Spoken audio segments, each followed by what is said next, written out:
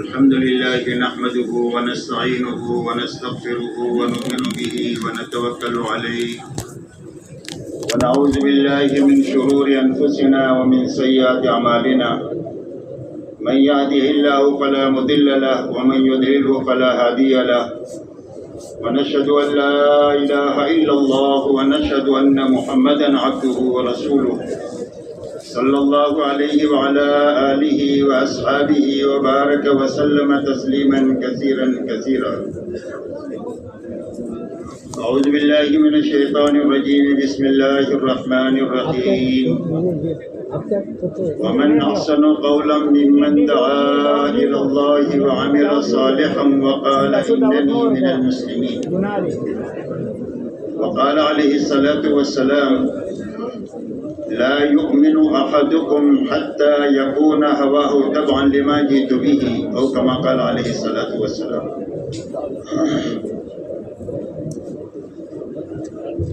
میرے محترم بزرگوں دوستو، بات کے شروع ہونے سے پہلے چند باتیں اچھی طرح ذہن نشین کر لیں تاکہ مجلس میں بیٹھنے کا پورا نفع ملے. سب سے پہلی بات تو یہ ہے کہ ہر ساتھی یہ نیت کرے کہ شروع سے لے کر آخر تک مجلس میں رہیں گے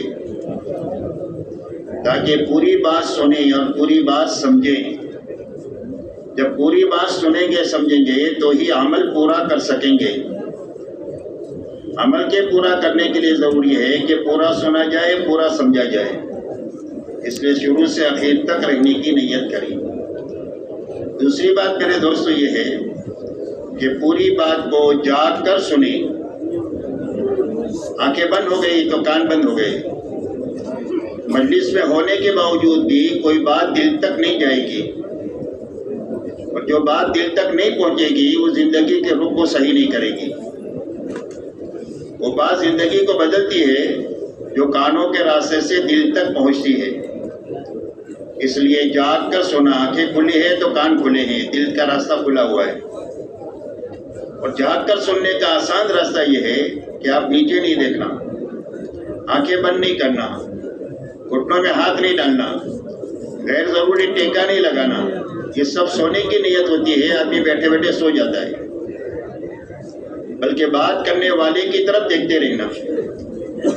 پھر بھی آنکھ بند ہونے لگے تو اپنے آنکھوں کو مل کر نیند کو دور کریں. ہر ساتھی اپنے پڑوسی کو بھی دیکھ لے. اگر کسی کی آنکھ بند ہو رہی ہو تو اس کو محبت سے اٹھا دے. اس کے ساتھ خیر خواہی ہے، بھلائی ہے یہ.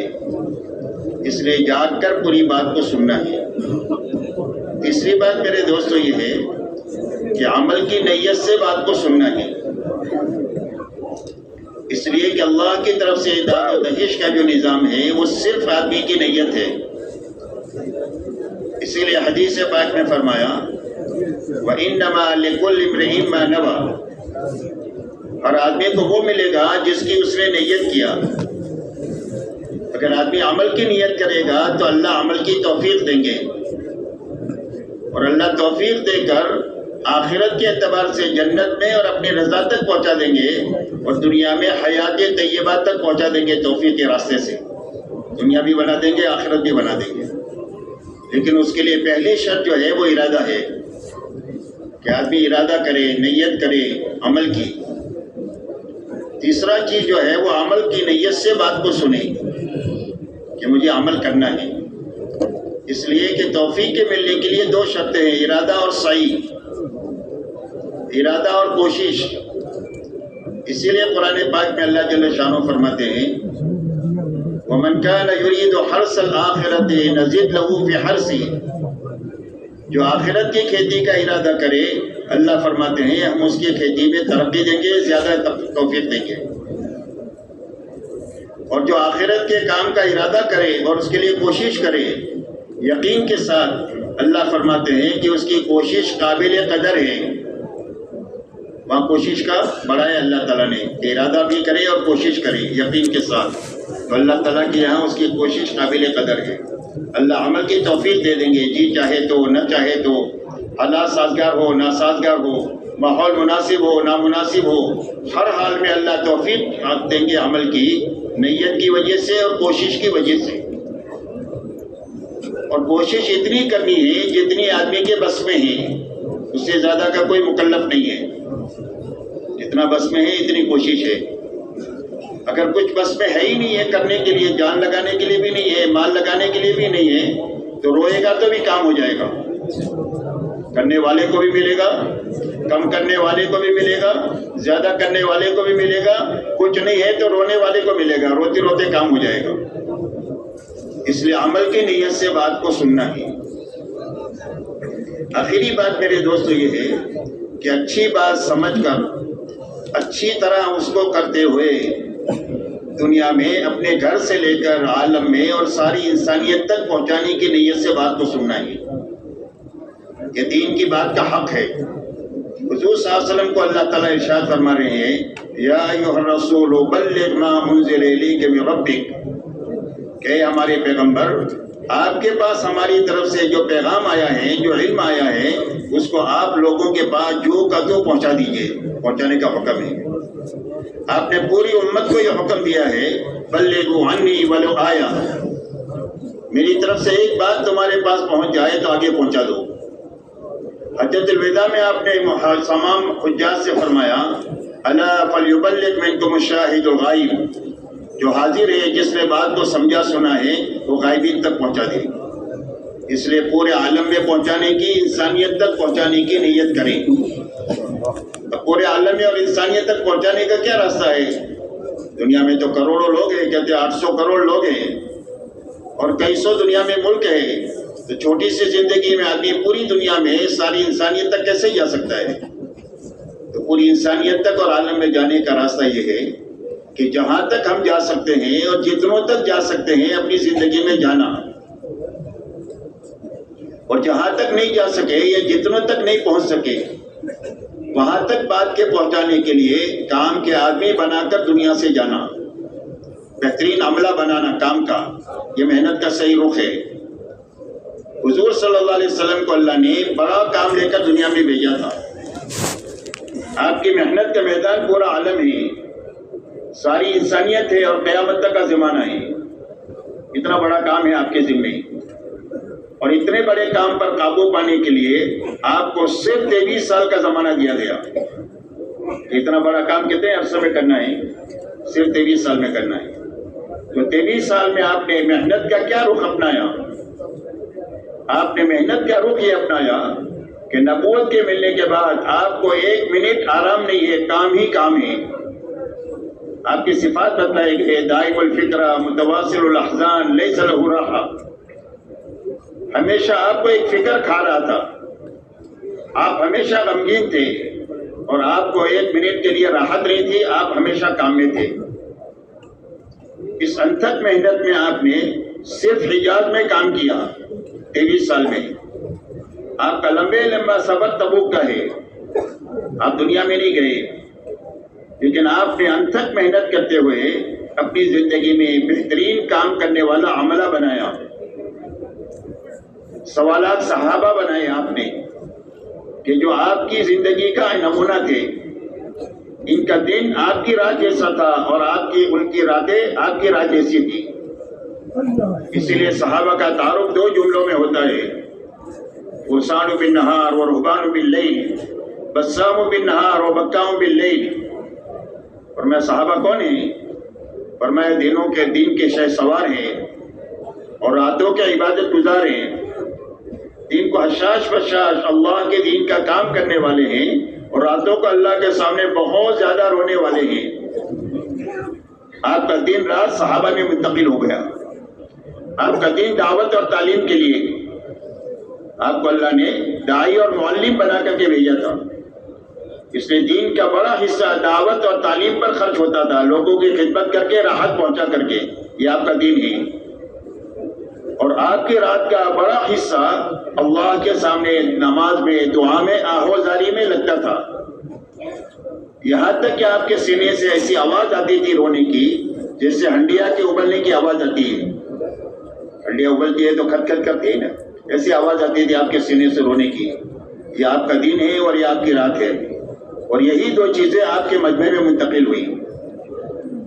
پھر صحابہ نے تابعین کو بنایا، لاکھوں تابعین، اور تابعین نے تابعین کا عملہ بنایا. پھر اس کے بعد اولیاء اللہ کا سلسلہ چلا، ایک ایک ولی کے ہاتھوں لاکھوں آدمی بنے.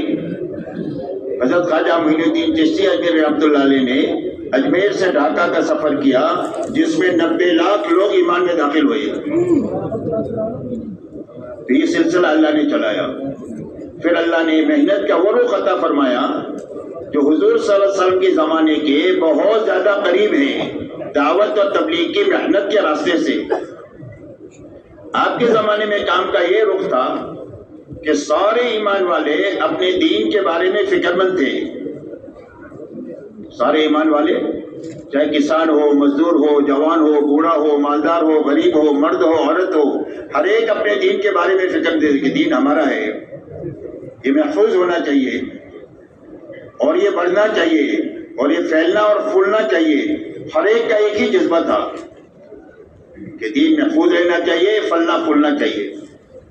اس لیے ہر ایمان والا اپنے دین کے بارے میں فکر مند بھی تھا، اپنے دین کا کام کرنے والا بھی تھا. اسی لیے آپ کے زمانے میں کام کا رخ یہ تھا کہ کوئی بھی تقاضا دین کا آ جاتا تھا تو نماز کے عنوان پر ان کو جمع کر دیا جاتا تھا. مسجد میں ان کے سامنے تقاضا رکھ دیا جاتا. اب اس مجمع میں کچھ لوگ وہ تھے جن کے پاس سواری بھی ہے، توشہ بھی ہے، تقاضا پورا کرنے کے لیے، جانے کے لیے. بڑا مجمع وہ ہے جس کے پاس میں سواری بھی نہیں ہے، توشہ بھی نہیں ہے، اور حضور صلی اللہ علیہ وسلم کے پاس اتنا مال نہیں ہے اور اتنی سواریاں نہیں ہیں کہ لوگوں کو توشہ بھی دے سکے اور سوار بھی کرا سکے. تو جن کے پاس استعداد ہے وہ تو چلے گئے اور بڑا مجمع روتا ہوا رہ گیا. یہ کام کا رخ تھا جو آپ کے زمانے میں کہ بڑا مجمع روتا ہوا رہ گیا. آپ نے فرمایا یہ رونے والے بھی جانے والوں کے ساتھ ہے. جو اللہ اکرام جانے والوں کا کرے گا وہی اکرام اللہ رونے والوں کا کرے گا. اس لیے میرے دوستو یہ نیت کریں کہ بات کو لے کر جہاں تک جا سکتے جائیں گے، جہاں تک نہیں جا سکیں گے وہاں کے لیے کام کے آدمی بنائیں گے. یہ محنت کا رخ ایسا اللہ نے دیا ہے کہ اپنے گھر کے افراد بنے اس محنت سے، اپنے محلے کے سینکڑوں لوگ بنے. محنت کا ایسا رخ ہے محلے پر، اطراف کے محلوں پر، اطراف کی بستیوں پر محنت کا رخ ہے کہ جس میں آپ کے محنت سے اطراف کی بستیوں میں لوگ بنے. محنت کا ایسا رخ ہے کہ علاقوں اور ملکوں میں کام کے لوگ بنے. ایسا محنت کا رخ ہے فرد سے لے کر عالم کے بنانے کا کام کا رخ ہے جو اللہ نے ہم کو عطا فرمایا کہ وہ ایسا ہی ہے. اس لیے پورے عالم کی نیت کر کے بات کو سنیں. اللہ ہمارے لیے آسان فرما دے.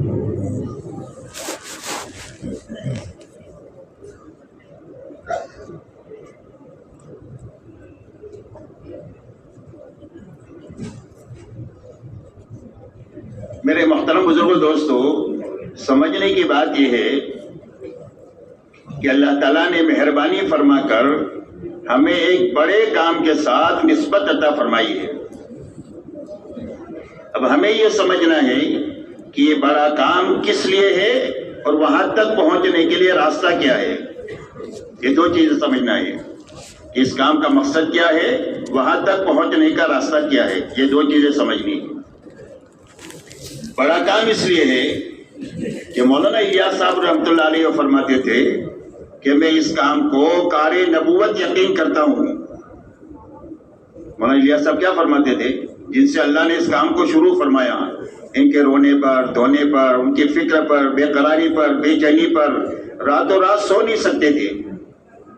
اس لیے رات کو یہ شعر پڑھتے تھے، کسی کی شب وتر سوتے کٹے، کسی کی شب ہجر روتے کٹے، الہی میری شب کیسی نہ سوتے کٹے نہ روتے کٹے.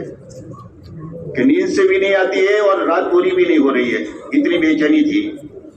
اس بے چینی کے نتیجے میں اللہ نے یہ کام کا رخ ان کو سجایا اور ایسے سنگین حالات میں سجایا کہ دین اور دیندار انتہائی خطرے میں تھے اس وقت میں جس وقت میں کام شروع ہوا. پوری دنیا اسلام اور مسلمان کے خلاف متفق ہو چکی تھی. جو طاقت ایمان والوں کو اور ایمان والوں کو اور ایمان کو جوڑنے والی تھی اس کا خاتمہ ہو چکا تھا اور چاروں طرف مایوسی کے حالات تھے. بڑے بڑے لوگ کہتے تھے اب کیا ہوگا، اب کیا ہوگا. اسی لیے مولانا تھانوی رحمۃ اللہ علیہ نے دعوت کے کام کو دیکھ کر یہ فرمایا کہ مولانا الیاس صاحب نے تو یاس کو آس سے بدل دیا. کس سے بدل دیا؟ یاس کو مولوی الیاس نے آس سے بدل دیا. اس لیے مایوسی کے حالات میں اللہ نے یہ کام عطا فرمائے. مولانا یہ فرماتے تھے کہ میں اس کام کو کار نبوت یقین کرتا ہوں. تو نبوت کا کام بہت بڑا کام ہوتا ہے. اللہ تعالیٰ نے قرآن پاک میں نبوت کی محنت کو بیان کیا ہے اور ان کی دعا کی طاقت کو تفصیل سے بیان کیا ہے کہ نبوت کا کام کیسے زمانے میں شروع ہوتا ہے. عام طور پر ایسے زمانے میں شروع ہوتا ہے جب انسانیوں میں دو بڑی بڑی بیماریاں پیدا ہو جاتی ہے. ایک جہالت پیدا ہو جاتی ہے اور ایک گمراہی پیدا ہو جاتی ہے. یہ بڑی بیماریاں ہیں. انسان جاہل ہو جائے کہ اللہ کی پہچان سے، نبی کی پہچان سے، آخرت کی پہچان سے، اللہ کو راضی کرنے کے طریقے سے جاہل ہو جائے، اسی کو جہالت کہتے ہیں. اور گمراہی جو ہے اس کو کہتے ہیں کہ اللہ تک پہنچنے کا راستہ ہی معلوم نہ ہو جائے، گم ہو جائے. تو جہالت اور گمراہی جب عام ہو جاتی ہے تو اس وقت میں اللہ تعالیٰ نبوت کی محنت کو وجود بخشتے ہیں. اور یہ جہالت اور گمراہی کو چلانے والے ایسے لوگ ہوتے ہیں جو دنیا میں سب سے بڑے سرغنے ہوتے ہیں. کسی کے پاس ملک کی طاقت ہوتی ہے، کسی کے پاس مال کی طاقت ہوتی ہے، کسی کے پاس اکثریت کی طاقت ہوتی ہے، کبھی کسی کے پاس جسمانی قوت کا نقشہ ہوتا ہے. غرض یہ کہ نقشوں کے اور مالکوں کے زمانے میں اللہ تعالیٰ نبوت کی محنت کو وجود بخشتے ہیں. اس لیے قرآن میں اللہ نے نبوت کی محنت کی طاقت کو بنایا ہے کہ سارے نقشوں کو ہم نے اس کے مقابلے میں توڑ کے رکھ دیا ہے. اس لیے کہ نبوت کی محنت کے ساتھ صحیح ہو جائے، پوری ہو جائے تو اللہ اپنی تمام تر قدرت اور خزانوں کے ساتھ اس کے ساتھ ہوتے ہیں. داعی کے ساتھ اور دعوت کی محنت کے ساتھ شرط یہ ہے کہ صحیح ہو جائے، پوری ہو جائے تو اللہ اپنے تمام تر خزانوں اور قدرت کے ساتھ، داعی کے ساتھ اور دعوت کے ساتھ ہوتے ہیں. اس لیے دنیا کی کوئی طاقت اللہ کا مقابلہ نہیں کر سکتی. اس لیے فرماتے تھے کہ میں اس کام کو، دعوت کا کام یقین کر کے کر رہا ہوں. بڑے آدمی کی کبھی بڑی بات ہے. جب ان سے پوچھا گیا کہ آپ اس محنت سے چاہتے کیا ہیں، کہ تبلیغ کی محنت سے آپ کیا چاہتے ہیں؟ فرمایا تبلیغ کی محنت سے میں یہ چاہتا ہوں کہ اس محنت کو کرتے کرتے محنت کرنے والے وہاں تک پہنچے جہاں حضور صلی اللہ علیہ وسلم امت کو چھوڑ کر گئے تھے. یہ ہماری منزل ہے تبلیغ کی. کیا منزل بتائی؟ کہ محنت کرنے والے محنت کرتے کرتے وہاں پہنچے جہاں حضور صلی اللہ علیہ وسلم امت کو چھوڑ کر گئے تھے. تو حضور صلی اللہ علیہ وسلم امت کو کہاں چھوڑ کر گئے تھے یہ سمجھنے کی ضرورت ہے. آپ پوری امت کو دو بنیادوں پر چھوڑ کر گئے تھے، یاد رکھیں. ہر فرد امت میں دو بنیادیں تھی. ایک تو ہر فرد امت میں پورا دین اپنی حقیقت کے ساتھ تھا. پورا دین ہے اور حقیقت کے ساتھ ہے. جو کرنے کے کام کیے سارے کر رہے ہیں. جتنے بچوں سے بچنے کے لیے کہا ہے ساری چیزوں سے بچے ہوئے ہیں. جن صفات سے متصف ہونے کا حکم دیا ہے وہ صفات سے متصف ہے، اور جن رذائل سے پاک ہونے کے لیے کہا گیا ہے اس رذائل سے زندگیاں پاک ہے. تو پورا دین حقیقت کے ساتھ میں ہے. جو قرآن میں ہے وہ زندگی میں ہے. کانو کتاب اللہ یمشون علی الارض، زمین پر چلتی پھرتی کتاب تھے. جس سے قرآن سمجھنا ہوتا ہے ان کی زندگی کو دیکھ کر سمجھ سکتا ہے. قرآن وہ ہے جو ان کی زندگی ہے. یہاں تک کہ غیروں نے اس کی طاقت کو سمجھا کہ ان کے پاس کیا سرمایہ ہے.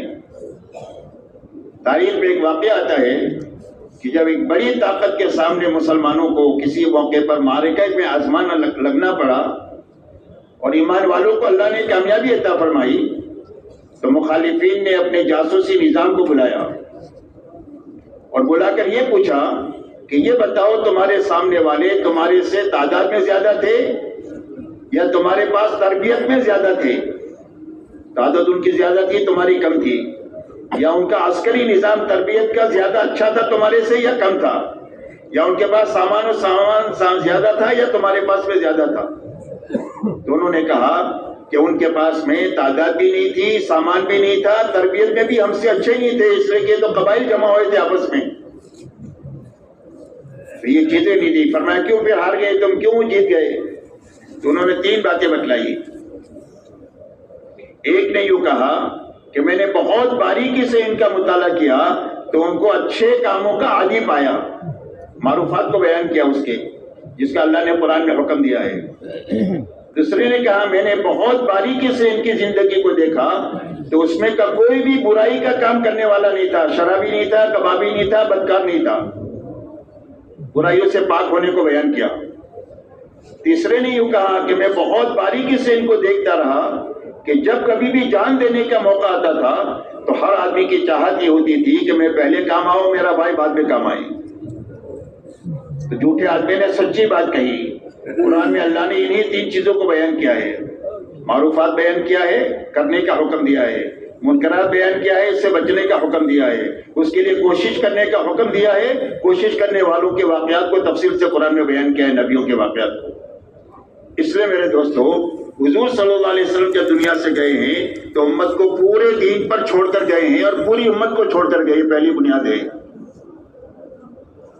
دوسری بنیاد میرے دوستو یہ ہے کہ 100% ایمان والوں نے اپنی جان اور مال کو اللہ کے اور اللہ کے دین کی محنت کے مقابلے میں بے قیمت بنایا تھا کہ ہمارے جان مال کی کوئی بھی قیمت نہیں ہے۔ ایک جان کا تقاضا ہے تو ایک جان لگا سکتے ہیں، گھرانہ اور برادری لگانے کا تقاضا ہے تو گھرانہ اور برادری کو سارا دین پر لگا سکتے ہیں، اس لیے کہ اللہ بڑے، اللہ کا دین بڑا۔ اس لیے اپنی جان کو بے قیمت بنایا اور اپنے مال کو بے قیمت بنایا کہ اللہ کے دین کے لیے، دین کی محنت کے لیے ایک لگانا پڑے گا تو ایک لگائیں گے، 100 لگانا پڑے گا تو 100 لگائیں گے، اور جھاڑو مار کر لگانا پڑے گا تو جھاڑو مار کر لگائیں گے، اس یقین کے ساتھ میں کہ جب اللہ کے نسبت پر لگا دیں گے تو اللہ اجاڑیں گے نہیں، اللہ آباد کر دیں گے۔ اس لیے کہ اللہ سے جو معاملہ کرتا ہے وہ کبھی گھاٹے میں نہیں رہتا، یاد رکھیں۔ حضرت صہیب جو ہے وہ مکہ مکرمہ سے ہجرت کر کے مدینہ منورہ گئے تو مکے والوں نے سارا ان کے پاس سے لے لیا، جو کچھ کمائے تھے مکہ میں سب لے لیا، پہنے کپڑے پہنچے یہ قبا میں۔ آپ کا قیام ابھی تک قبا میں تھا۔ آپ نے ان کو دیکھ کر یہ فرمایا ربیع البیع یا ابا یحییٰ، ان کی کنیت ہے ابو یحییٰ، کہ ابو یحییٰ بہت بڑا سودا کر کے آئے، نفع کا سودا کر کے آئے، حالانکہ لوٹ لٹا کر آئے تھے، پہنے کپڑوں میں آئے تھے، اور کیا فرمایا بہت نفع کا سودا کر کے آئے ہو۔ یوں آتا ہے تاریخ میں کہ مدینہ منورہ میں جو بہت خرچ کرنے والے تھے وہ حضرت صہیب تھے۔ ایک مرتبہ حضرت عمر نے فرمایا کہ صہیب تم اسراف کرتے ہو، فرمایا خیر کے کام میں اسراف نہیں ہوتا، کتنا بھی لگایا جائے میں خیر کے کام میں لگاتا ہوں۔ اللہ نے اتنا دیا، اس لیے کہ اللہ سے جو معاملہ کرے گا اللہ اس کو کبھی بھی گھاٹے میں نہیں رکھیں گے، اللہ کبھی اس کو اجڑ نہیں دیں گے۔ اللہ سے بڑا کوئی غیرت پن نہیں ہو سکتا کہ اللہ کے نام پر آدمی طے کرے لگانا مٹنا اور اللہ اس کا اجر دے، یہ کبھی نہیں ہو سکتا۔ اس لیے میرے دوستو، جان اور مال کو بے قیمت بنایا تھا اللہ کے اور اللہ کے دین کی محنت کے مقابلے میں، کہ جب کبھی بھی اللہ کے دین کا تقاضا ہوگا یا دین کی محنت کا تقاضا ہوگا، جی چاہیے کو چھوڑیں گے، توڑیں گے، اپنی دنیاوی تقاضوں کو آگے پیچھے کریں گے، اس لیے کہ اللہ بڑے اور اللہ کا دین بڑا۔ ان 2 بنیادوں پر آپ نے امت کو چھوڑا تھا، اور یہ 2 بنیادیں میرے دوستوں اتنی طاقتور ہے کہ جس زمانے میں ایک معتدی مجمع میں یہ 2 بنیادیں زندہ ہو جائے، اللہ اس مجمع سے وہ کام لیں گے جو کام اللہ نے صحابہ سے لیا۔ اللہ کی یہی سنت ہے قیامت تک کے لیے، اس لیے کہ نبوت ختم ہو گئی ہے، اب کوئی نبی نہیں بن سکتا، لیکن نبوت کی محنت کی طاقت قیامت تک کے لیے ہے کہ جب جب نبی کی محنت صحیح طریقے سے ہوگی، پوری طریقے سے ہوگی، اور اس سے ایک مجمع تیار ہوگا جس میں یہ بنیادیں زندہ ہوگی، تو اللہ اس مجمع سے وہ کام لیں گے جو اللہ نے صحابہ سے کام لیا۔ اگر یہ تھوڑے ہوں گے تو اللہ اپنے لشکروں کو ان کے ساتھ کر کے زیادہ کر دیں گے، اور اللہ کے لشکر پہ کتنے ہیں؟ وَمَا يَعْلَمُ جُنُودَ رَبِّكَ إِلَّا هُوَ، تمہارے رب کے لشکر کو اللہ کے سوا کوئی نہیں جانتا کہ کتنے لشکر ہیں اللہ کے۔ مدد کریں گے تو کس راستے سے کریں گے، اور پکڑ کریں گے تو کس راستے سے پکڑیں گے۔ پکڑنے کے لامحدود اسباب ہے اور مدد کے بھی لامحدود اسباب ہے۔ اس لیے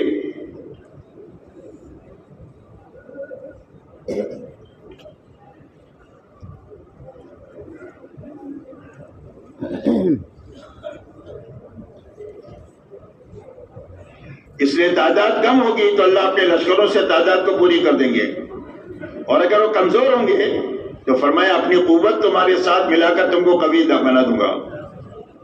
اور دنیا کی کوئی طاقت تمہارا بال بیکار نہیں کر سکتی ہے، شرط یہ ہے کہ یہ دو بنیادیں زندہ ہو جائیں۔ اس لیے تبلیغ کی محنت ان دو بنیادوں کو زندہ کرنے کے لیے ہے، ایک پورا دین زندگی میں لانے کے لیے ہے، ایک محنت کا صحیح رخ زندگی میں قائم کرنے کے لیے ہے۔ کہ بھائی کس کے لیے ہے؟ ان دو چیزوں کے لیے۔ اس لیے کہ ہر انسان کی زندگی کا مقصد یہ دو چیزیں ہیں، ایک استقامت ہے، ایک نصرت ہے۔ استقامت کہتے ہیں دین کے پابند بننے کو، پابندی کے ساتھ جیے، پابندی کے ساتھ مرے، کہ دین کے پابند ہونے کا نام استقامت ہے، کہ دین میں کمال ہو، دین میں حقیقت ہو۔ کمال کے معنی یہ ہے کہ ایمان کامل ہو، اتباع کامل ہو، سب سے پہلی بنیاد ہے لا الہ الا اللہ محمد رسول اللہ میں۔ عبادت پوری ہو، عبادت میں حقیقت ہو۔ نماز آدمی کو بے حیائی سے روک دے، یہ نماز کا کمال ہے اور یہ حقیقت ہے نماز کی۔ روزہ زندگی میں تقویٰ پیدا کر دے، یہ روزے کی غایت ہے۔ زکوٰۃ سے آدمی کے اندر کا بخل ختم ہو جائے، یہ اس کی غایت ہے روزے کی۔ حج کی غایت یہ ہے کہ زندگی میں کامل اطاعت زندہ ہو جاوے، اس لیے عبادت اچھے سے اچھی بن جاوے، یہ معنی ہے دین میں استقامت کے۔ ہماری معاشرت کی بنیاد عدل بن جائے، انصاف بن جائے، کہ جو اپنے لیے پسند کریں گے سارے ایمان والوں کے لیے وہی چیز پسند کریں گے، اس کو انصاف کہتے ہیں۔ حق بھی دیں گے، حق سے زیادہ دیں گے، اس کو احسان کہتے ہیں۔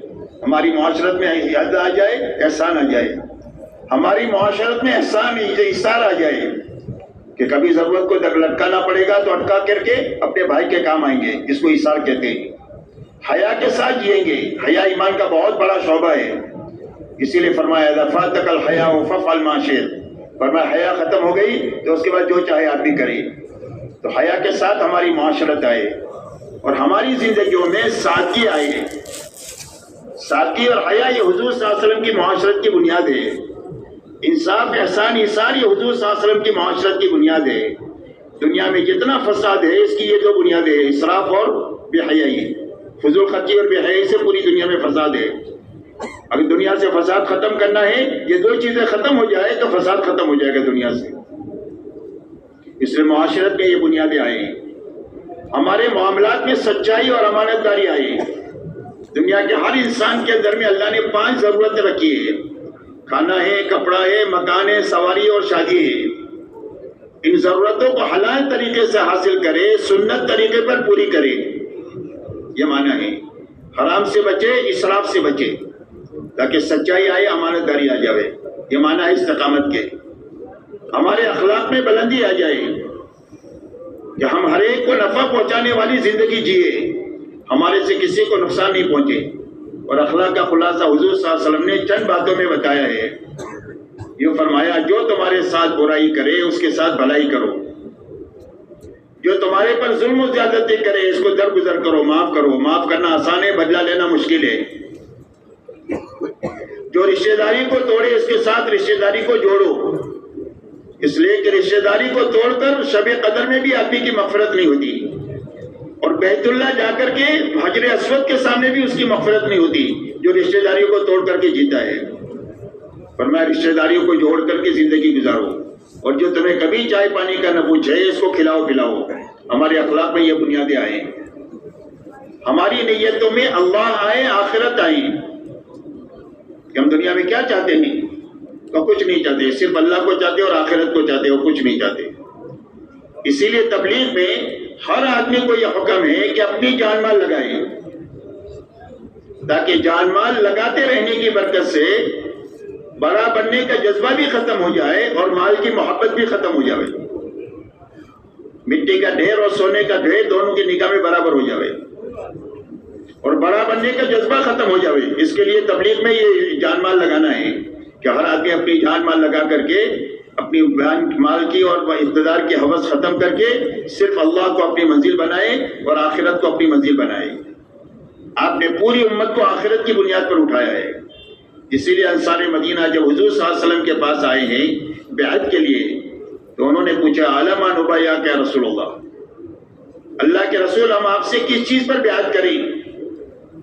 یعنی آپ کا دامن تھامیں گے، آپ کو مدینہ منورہ آنے کی دعوت دیں گے تو ہم کو کیا کرنا پڑے گا، یہ معنی ہے بیعت کے۔ تو آپ نے چند شرائط پیش کیا، وہ شرائط ہم سب کے لیے ہے، پوری امت کے لیے ہے، قیامت تک کے لیے ہے۔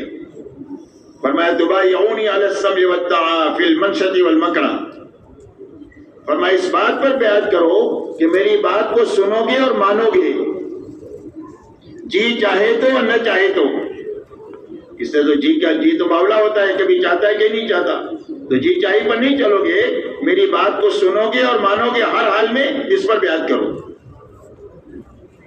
وَالنَّفْقَ فِي الْعُسْرِ وَالْيُسْرِ، دین کے لیے خرچ کرو گے خوشی وسعت میں بھی اور تنگی میں بھی، دین کے لیے خرچ کرو گے وسعت میں بھی اور تنگی میں بھی، اس پر بیعت کرو۔ وَعَلَى الْأَمْرِ بِالْمَعْرُوفِ وَالنَّهِي عَنِ الْمُنكَرِ، اس بات پر بیعت کرو کہ بھلائی کو دنیا میں پھیلانے کا کام کرو گے اور برائی کو مٹانے کا کام کرو گے، اس پر بیعت کرو۔ وَعَلَىٰ أَن تَقُولُوا فِي اللَّهِ حَقًّا لَا تَخَافُوا فِي اللَّهِ لَوْمَةَ لَائِمٍ، حق بات حق طریقے سے دنیا میں کہو گے، کسی کی ملامت سے ڈرو گے نہیں کہ کون کیا کہے گا کون کیا کرے گا، اس لیے کہ حق کے ساتھ اللہ کی تائید اور مدد ہوتی ہے، اس کو گھبرانے کی ضرورت نہیں۔ اور میں حق بات حق طریقے سے کہو گے، اس پر بیعت کرو۔ وَعَلَىٰ أَن تَمْنَعُونِي كَمَا تَمْنَعُونَ أَنفُسَكُمْ وَأَوْلَادَكُمْ وَأَزْوَاجَكُمْ، اور جب میں تمہاری دعوت پر مدینہ منورہ آ جاؤں تو اس وقت میں پورا عالم تمہارے مقابلے پر کھڑا ہو جائے گا اور تمہارے برشرفا قتل کیے جائیں گے، تمہاری عورتیں بیوہ ہو جائیں گی، تمہارے بچے یتیم ہو گئے، پوری دنیا تمہارے مقابلے پر آئے گی، تو میری حفاظت کے لیے وہ تمام وسائل اختیار کرو گے جن وسائل سے تم اپنی اپنے عورتوں اور بچوں کی حفاظت کرتے ہو۔ ایک صحابی نے فرمایا کہ اللہ کے رسول اگر یہ ہم صاف کر لیں تو ملے گا کیا؟ حالانکہ آپ کے علم میں یہ بات تھی کہ اس محنت کا انجام یہ ہے کہ بڑی بڑی حکومتیں زیر ہوگی، اسی لیے سراقہ کو آپ نے ہجرت کے موقع پر بے بسی میں یہ فرمایا کہ سراقہ تمہارا کیا حال ہوگا جب کسریٰ کے کنگن تمہارے ہاتھ میں ہوں گے۔ کیا بشارت صاحب کو معلوم ہے کہ محنت کا انجام کیا ہے؟ ادیب حاتم سے کہا کہ کسریٰ ابن ہرمز فتح ہوگا، اس کے فتح کرنے والے تم بھی ہوں گے، اور لڑکی ثناء یمن سے مکہ مدینہ آئے گی، کوئی اس کی طرف آنکھ اٹھا کر کے دیکھنے والا نہیں ہوگا، اور یہ مدینہ جہاں تم کو بھوکے لوگ نظر آ رہے ہیں، کمزور نظر آ رہے ہیں، ایک دن اللہ ایسا آئے گا کہ اس میں کوئی بھی زکوٰۃ لینے والا نہیں ہوگا، سارے زکوٰۃ کے دینے والے ہوں گے۔ یہ آپ کے علم میں بات تھی، لیکن آپ نے امت کو ملک و مال کی بنیاد پر نہیں اٹھایا، آپ نے اس بنیاد پر اٹھایا کہ اگر تم یہ کام کر لو گے تو اللہ تمہیں جنت دے دیں گے۔ تو صحابہ نے انصار نے کہا کہ سستا سودا ہے، جنت ملتی ہے اور اس کے لیے سب کچھ کرنا پڑتا ہے، تو ہم اس کے لیے تیار ہیں، اس لیے کہ آپ اور سارے صحابہ جانتے تھے کہ جس کی آخرت بنے گی یقینی طور پر اس کی دنیا بنے گی، اس لیے کہ دنیا آخرت کا سایہ ہے، جس کی آخرت بننا شروع ہوگی اس کے بناؤ کے آثار دنیا میں حیات طیبہ کی شکل میں ظاہر ہوں گے، یہ پکی ٹکی قرآن کی باتیں ہیں۔ اور جس کی آخرت اجڑنا ہوگی، چاہے ملک کا مالک ہو، چاہے حکومت کا مالک ہو، چاہے کروڑ پتی ارب پتی ہو، چاہے بڑی بڑی انڈسٹری کا مالک ہو، لیکن جس کی آخرت اجڑے گی اللہ اس کی دنیا کو تنگ کر دیں گے، معیشت دھنکا سے اس کو مبتلا کریں گے۔ قرآن میں معیشت دھنکا کا لفظ استعمال کیا اللہ نے کہ اس کی زندگی کو اجاڑ دیں گے، مال ہوگا، اسباب ہوں گے، لیکن راحت نہیں ہوگی، اس لیے کہ راحت اللہ کے خزانے سے آتی ہے، ملک و مال سے، چیزوں سے نہیں آتی ہے۔ اس لیے میرے دوستو آپ نے آخرت کی بنیاد پر اٹھایا، اس لیے دین میں کمال پیدا ہو جائے، نصرت کے ساتھ میں پوری زندگی گزرے کہ دین کی مدد کرتے ہوئے دنیا میں جئیں گے۔ دو ذمہ داری ہے، استقامت اور نصرت۔ استقامت دین کے پابند ہونے کو کہتے ہیں کہ پوری دینداری کے ساتھ جیے، پوری دینداری پر مرے۔ ہم سے مطالبہ موت تک استقامت کا ہے۔ فرمایا وَاعْبُدْ رَبَّكَ حَتَّىٰ يَأْتِيَكَ الْيَقِينُ، حضور صلی اللہ علیہ وسلم کو حکم دیا گیا کہ اللہ کی اطاعت میں، عبادت میں لگے رہو، کب تک؟ فرمایا موت تک۔ لا تموتن الا وانتم مسلمون، فرمایا مسلمان ہو کر کے مریو، فرما بردار بن کر کے مریو۔ تو فرما بردار بن کر کون مرے گا؟ جو فرما بردار بن کر جیے گا وہ فرما بردار بن کر کے مرے گا۔ جیسی زندگی ہے ایسی موت ہے، اور جیسی موت ہے ایسا قیامت کے دن اٹھنا ہے۔ اس لیے پوری زندگی استقامت کے ساتھ رہنا، پوری زندگی اللہ کے دین کی نصرت اور مدد کے ساتھ گزارنا، یہ دو ذمہ داری ہر ایمان والوں کی ہے۔ آپ نے پوری امت کو ان دو بنیادوں پر اٹھایا ہے، اور پوری امت میں یہ دو چیزوں کو آپ نے پیدا فرمایا، اور جب یہ دو پیدا چیزیں ہو گئی تو اللہ نے ان چیزوں پر اس چھوٹی اور کمزور جماعت کے ہاتھوں بڑا کام لیا کیوں بھائی بڑا کام لیا کہ دین قائم ہو گیا دنیا میں، وسائل نہیں ہے، چیزیں نہیں ہے، سامان نہیں ہے، صرف دین ہے اور دین کی محنت ہے، صحیح محنت ہے، تو دین قائم ہو گیا اور صدیوں تک کے لیے قائم ہو گیا۔ کروڑوں کروڑ انسان غلط زندگیوں سے توبہ کر کے ہدایت اور جنت کے راستے پر آئے، اور 1 سال کے لیے نہیں ہوا، صدیوں تک کے لیے ہوا کہ صدیوں تک آپ کو باہر ملے گی۔ اتنا بڑا کام ایک کمزور اور چھوٹی جماعت کے ہاتھوں جو ہوا، اس کی یہ 2 بنیادیں ہیں، ایک دین ہے اور دوسری محنت کی صحیح شکل ہے، جس کی بنیاد پر اتنا بڑا کام دنیا میں ہوا۔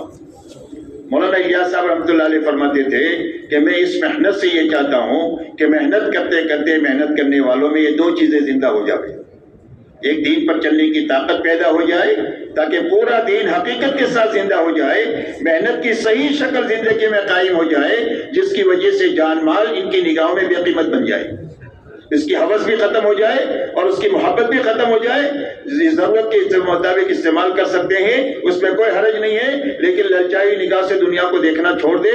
یہ 2 باتیں پیدا کرنا میں اس محنت سے چاہتا ہوں، اللہ نے اس کے لیے محنت عطا فرمائی ہے۔ اب اس محنت میں میرے دوستو 2 چیزیں ہیں، ایک فرنا ہے، ایک مقامی محنت ہے، دونوں مل کر محنت بنتی ہے، اور دونوں جماعتیں آپ نے بنائی ہے، حضور صلی اللہ علیہ وسلم نے۔ آپ کے 23 سالہ دور نبوت میں 2 ہی جماعتیں بنی، تیسری کوئی جماعت نہیں ہے، یا مہاجرین ہے یا انصار ہے، اور دونوں جماعتوں کے بارے میں قرآن میں اللہ نے فرمایا کہ یہ دونوں سچے لوگ ہیں۔ للفقراء المهاجرين الذين اخرجوا من ديارهم واموالهم يبتغون فضلا من الله ورضوانا وينصرون الله ورسوله اولئك هم الصادقون۔ یہ مہاجرین کے بارے میں فرمایا کہ یہ سچے لوگ ہیں۔ انصار کے بارے میں فرمایا انما المؤمنون الذين آمنوا بالله ورسوله ثم لم يرتابوا وجاهدوا باموالهم وانفسهم في سبيل الله اولئك هم الصادقون۔ یہ 2 جماعتیں سچی ہیں، اور پوری امت کو قیامت تک کے لیے حکم ہے قرآن میں، یا ایھا الذین آمنوا اتقوا اللہ وکونوا مع الصادقین۔ دیکھو میرے پاس بیٹھ کر سو گئے، دیکھو میں نے کہا نا کہ لوگ گھٹنوں میں ہاتھ نہیں ڈالنا سے سو جاؤ گے، یہ سونے کی نیت ہوتی ہے، آدمی بیچارہ نہ چاہتے ہوئے سو جاتا ہے، اس کے لیے گھٹنے جس کے لگائے ایسا ایسا اس کو چھوڑ دو تاکہ نیند نہیں آوے۔ اللہ خوش رکھے آپ کو۔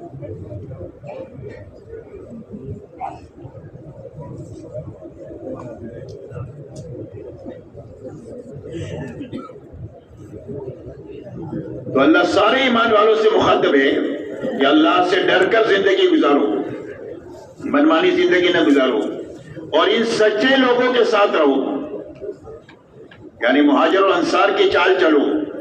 مولانا الیاس صاحب رحمۃ اللہ علیہ فرماتے تھے کہ ایک آدمی نقل و حرکت میں بھی نہیں ہے اور ایک آدمی مقامی محنت میں بھی نہیں ہے، تو کیسا مسلمان ہے؟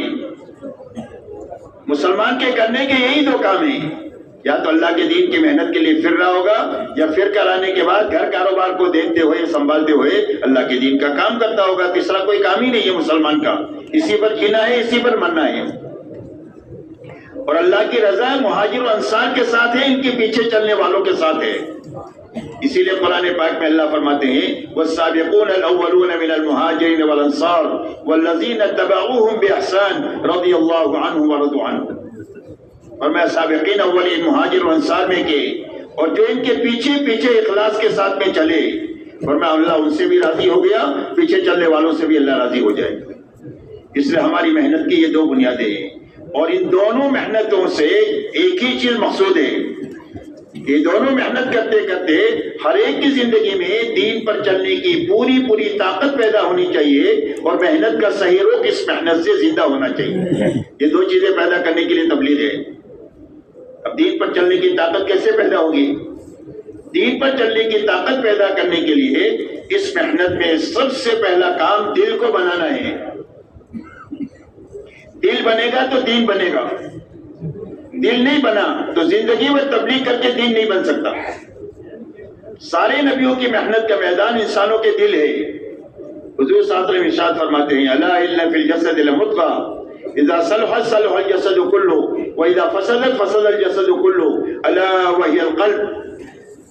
فرمایا سن لو، انسان کے گوشت میں، جسم میں گوشت کا ایک لوتڑا ہے، اگر وہ صحیح ہو جائے تو پورا جسم صحیح ہو جائے، اور اگر وہ بگڑ جائے تو سارا جسم بگڑ جائے۔ فرمایا وہ دل ہے۔ اس لیے سب سے پہلے نبیوں کی محنت کا میدان انسانوں کا دل ہے. ہماری محنت میں سب سے پہلے محنت کرنے والے کا دل بننا چاہیے، اور دل کا بننا یہ ہے کہ دل میں اللہ آ جائے، نبی آ جائے، آخرت آ جائے. یہ دل کا بننا ہے. کون آئے؟ اللہ آئے. اللہ کے آنے کی کیا معنی؟ اللہ کے آنے کے معنی یہ ہے کہ اللہ سے محبت پیدا ہو جائے. 8 چیزوں کی محبت کم ہو جائے، اللہ کی محبت بڑھ جائے. قرآن میں اللہ نے 8 چیزوں کو بیان کیا ہے 3 چیزوں کے مقابلے میں.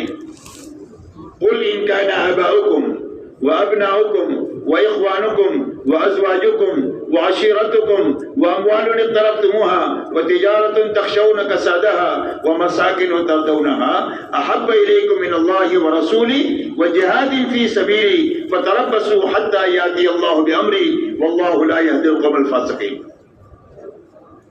اللہ جل شانہ فرماتے ہیں اگر تمہارے باپ، تمہارے بیٹے، تمہارے بھائی، تمہاری بیوی، تمہاری برادری، تمہاری تجارت، تمہارے مکانات اور تمہارا مال، یہ 8 چیزیں گنائی ہے، اگر زیادہ پسند ہے تم کو اللہ سے اور اللہ کے نبی سے اور اللہ کے دین کے کام سے، تو فرمایا اللہ کے عذاب کا انتظار کرو، اور اللہ فاسق قوم کو کبھی منزل مقصود تک نہیں پہنچا دے. اس لیے فسق سے نکلنے کا راستہ یہ ہے کہ اللہ کی اور اللہ کے نبی کی اور اللہ کے دین کی محبت ساری 8 چیزوں سے بڑی ہوئی ہونا چاہیے. بھلے 1% بڑھ جائے گی تو کام ہو جائے گا.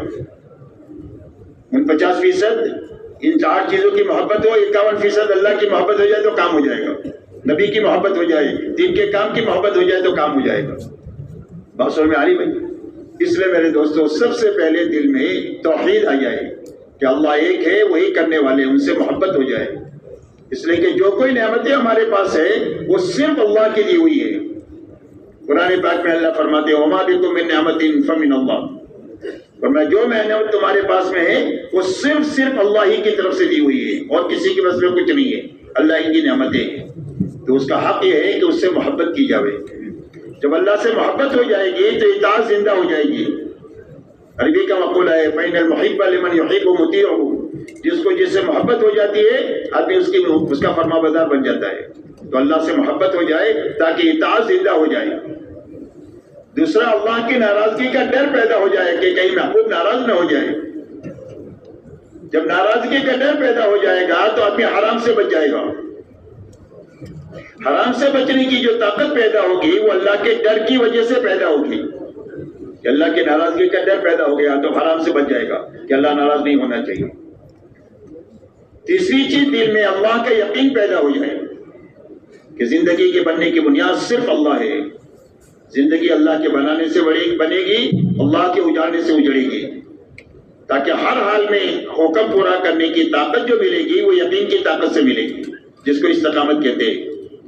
اس لیے یہ 3 باتیں پیدا ہو جائے، محبت پیدا ہو جائے، ناراضگی کا ڈر پیدا ہو جائے، اللہ سے اللہ کا یقین پیدا ہو جائے کہ سب کو ناراض کر سکتے ہیں، اللہ کو ناراض نہیں کر سکتے.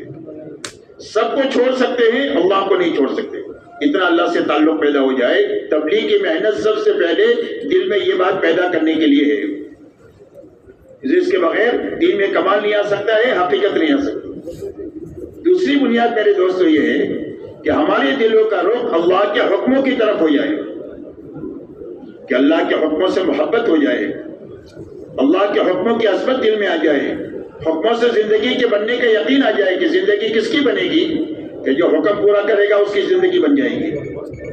تو ہمارے دلوں کا رخ اللہ کے حکموں کی طرف ہو جائے کہ مال کے اقتدار کے بڑے بڑے نقشوں کو توڑ چھوڑ سکتے ہیں، اللہ کے حکم کو نہیں توڑ سکتے. اللہ بڑے اور اللہ کا حکم بڑا. کتابوں میں آتا ہے کہ حضرت عثمان غنی رضی اللہ تعالیٰ عنہ کو جب باغیوں نے مدینہ منورہ میں گھیر لیا اور قتل کرنے کا ارادہ کیا تو ایک سوال کیا انہوں نے کہ اگر خلافت سے دستبردار ہو جاؤ تو ہم آپ کو شہید نہیں کریں گے، قتل نہیں کریں گے. تو حضرت عثمان نے یہ فرمایا کہ حضور صلی اللہ علیہ وسلم نے مجھ سے ایک بات فرمائی تھی کہ عثمان اللہ تجھے ایک لباس پہنائیں گے، لوگ اس لباس کو اتارنے کی مانگ کریں گے تو اس کو اتارنا نہیں، اور وہ خلافت کا لباس ہے تو میں شہید ہو سکتا ہوں لیکن حضور صلی اللہ علیہ وسلم کی بات کو توڑ چھوڑ نہیں سکتا. اندلس کے بادشاہوں میں ایک بادشاہ گزرا ہے منذر نام کا. اس کے شہزادوں نے ایک رعیت کے آدمی کو مار دیا، تو بڑے آدمی تھا تو لوگوں نے کچھ دے دلا کر بیچارے کا منہ بند کر دیا۔ بادشاہ کو معلوم ہوا کہ شہزادے نے شہزادگی کے زوم میں رعیت کے ایک آدمی کو مار دیا ہے اور کچھ دے دلا کر اس کا منہ بند کر دیا ہے، تو اس نے دربار عام بلایا اور بلایا کہ میں اپنے حکومت کے زمانے میں شریعت کے خلاف کوئی کام نہیں کر سکتا ہوں کہ شہزادے رعیت کو مارتے رہے اور میں برداشت کرتا رہوں، منہ دے کر کے پیسے ان کا منہ بند کرتے رہے، میں اس کو برداشت نہیں کر سکتا ہوں، اس کا قصاص لیا جائے گا اور اس کے مقابلے میں اس کے شہزادے کو قتل کیا جائے گا، اس کا بیٹا۔ اور یوں کہا کہ میں جانتا ہوں کہ اس لڑکے سے مجھے اتنی محبت ہے کہ وہ قصاص میں مارا جائے گا، اس کے چند دنوں کے بعد میں خود بھی مر جاؤں گا، میں اس کی جدائی برداشت نہیں کر سکتا ہوں، لیکن میں شریعت کے حکم کو نہیں توڑ سکتا۔ اس لیے میرے بچوں اللہ بڑھے، اللہ کا حکم بڑھا، دلوں کا رخ اللہ کے حکموں کی طرف ہو جائے، اس کے لیے تبلیغ ہے۔ ہمارے دلوں کا رخ آخرت کی طرف ہو جائے کہ ہم دنیا کی راحت کو قربان کر سکتے ہیں، دنیا کے نقصان کو برداشت کر سکتے ہیں، آخرت کے نقصان کو برداشت نہیں کر سکتے، آخرت کی راحت کو قربان نہیں کر سکتے۔ یہ ہمارے دلوں کا رخ آخرت کی طرف ہو جائے کہ ہر وقت میں ہمیں یہ دھیان پیدا ہو کہ میرے کسی عمل سے میری آخرت خراب نہیں ہونی چاہیے۔ یہ تین بنیادیں پیدا ہو جائے گی دل میں تو دل بن جائے گا، دل بن جائے گا تو پورا دین حقیقت کے ساتھ زندگیوں میں آتا چلا جائے گا۔ یہ پہلی غرض ہے تبلیغ کی۔ تو ابھی یہ دل کیسے بنے گا؟ صرف پھرنے سے نہیں بنے گا، یاد رکھیں۔ پھرنے کے زمانے میں جو کرنے کے کام ہیں ان کاموں کی پابندی سے دل بنے گا، جو بچنے کی چیزیں ہیں اس سے بچنے سے وہ دل بنے گا۔ کرنا بچنا یہی بنیاد ہے دل کے بننے کی۔ کیا بنیاد ہے؟ کرنا اور بچنا۔ تو کرنے میں کیا ہے؟ تبلیغ میں، تبلیغ میں سب سے پہلی بنیاد 6 صفات ہے، یاد رکھو۔ 6 صفات پورا دین نہیں ہے، لیکن زندگی میں پورا دین حقیقت کے ساتھ آ نہیں سکتا 6 صفات کے بغیر۔ اچھی طرح یاد رکھیں، یہ بات پکی ٹکی باتیں کر رہا ہوں میں آپ سے۔ پورے دین کو حقیقت کے ساتھ زندگی میں لانے کے لیے 6 صفات ہے۔ 6 صفات آئیں گے تو دین حقیقت کے ساتھ زندگی میں آئے گا۔ کوئی بھی عمل اللہ کیا مقبول ہوگا جب 6 صفات کی رعایت کے ساتھ عمل کیا جائے گا، ورنہ وہ مردود عمل۔ امت جن اختلافات کا شکار ہو گئی ہے وہ جوڑ نہیں سکتی ہے 6 صفات کے بغیر۔ یہ پوری امت کو جوڑنے کے صفات ہیں، اس میں 5 صفات دین سے متعلق ہے، 6واں نمبر محنت سے متعلق ہے۔ یہ دونوں زندگیوں میں آنے کے لیے 6 صفات ہے، اور 6 صفات کو زندگی میں لانے کے لیے 4 اعمال نبوت ہے، اعمال تربیت ہے، اعمال ہدایت ہے، جس میں دعوت ہے، تعلیم ہے، ذکر عبادت ہے، خدمت اور اخلاق ہے۔ ہر عمل کی انفرادی شکل بھی ہے، اجتماعی شکل بھی ہے، اس کو آپ کو روانگی میں اس کو اچھی طرح سمجھنا، میں اس تفصیل میں نہیں جا سکتا، صرف اجمالی بات کر رہا ہوں کہ یہ 4 اعمال کی انفرادی شکل بھی ہے، اجتماعی شکل بھی ہے، اور یہ روز کرنے کے کام ہیں پابندی کے ساتھ۔ انفرادی اعمال بھی کرنے کے ہیں، اجتماعی اعمال بھی کرنے کے ہیں۔ اللہ والے فرماتے ہیں کہ اجتماعی عمل سے آدمی کی تربیت ہوگی، یعنی آدمی بنے گا، تربیت کے معنی یہ ہے، اور انفرادی اعمال کے پابند سے آدمی کی استقامت آئے گی، یعنی جمے گا، اور جو بنے گا اور جمے گا اللہ اس سے قبولیت کے ساتھ کام لیں گے۔ جو بنے گا اور جمے گا اس سے اللہ کیا لیں گے؟ کام لیں گے اور قبولیت کے ساتھ لیں گے، یہ اصل ہے۔ ورنہ جہاں تک دین کی تائید کا کام ہے اللہ فاسق اور فاجر سے بھی لے لیتے ہیں، اس کو ملے گا کچھ نہیں۔ اس لیے کہ ساری دنیا اللہ کے لشکر ہے، اللہ جس سے چاہے کام لے لے، ہوا سے لے لے، پانی سے لے لے، آگ سے لے لے، فرشتوں سے لے لے، جس سے چاہے لے لے، اس لیے کہ سارے اللہ کے لشکر ہے۔ کتابیں میں ایک واقعہ آتا ہے کہ احد میں ایک آدمی نے ایمان والوں کے ساتھ مل کر 10 آدمیوں کو بے ایمانوں کو قتل کیا۔ پورے میدان میں واہ واہ ہو گیا اس کے نام کی، قزمان قزمان قزمان قزمان، یہ ہو گیا۔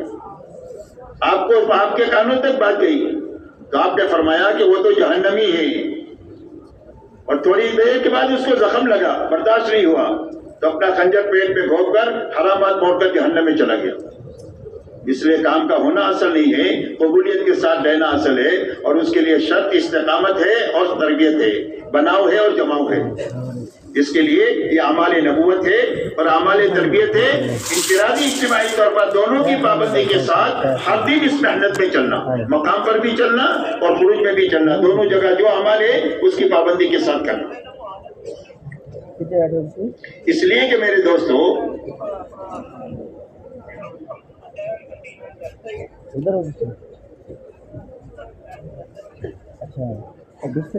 اور روزانہ سونے سے پہلے ہر آدمی اپنا محاسبہ کرنا۔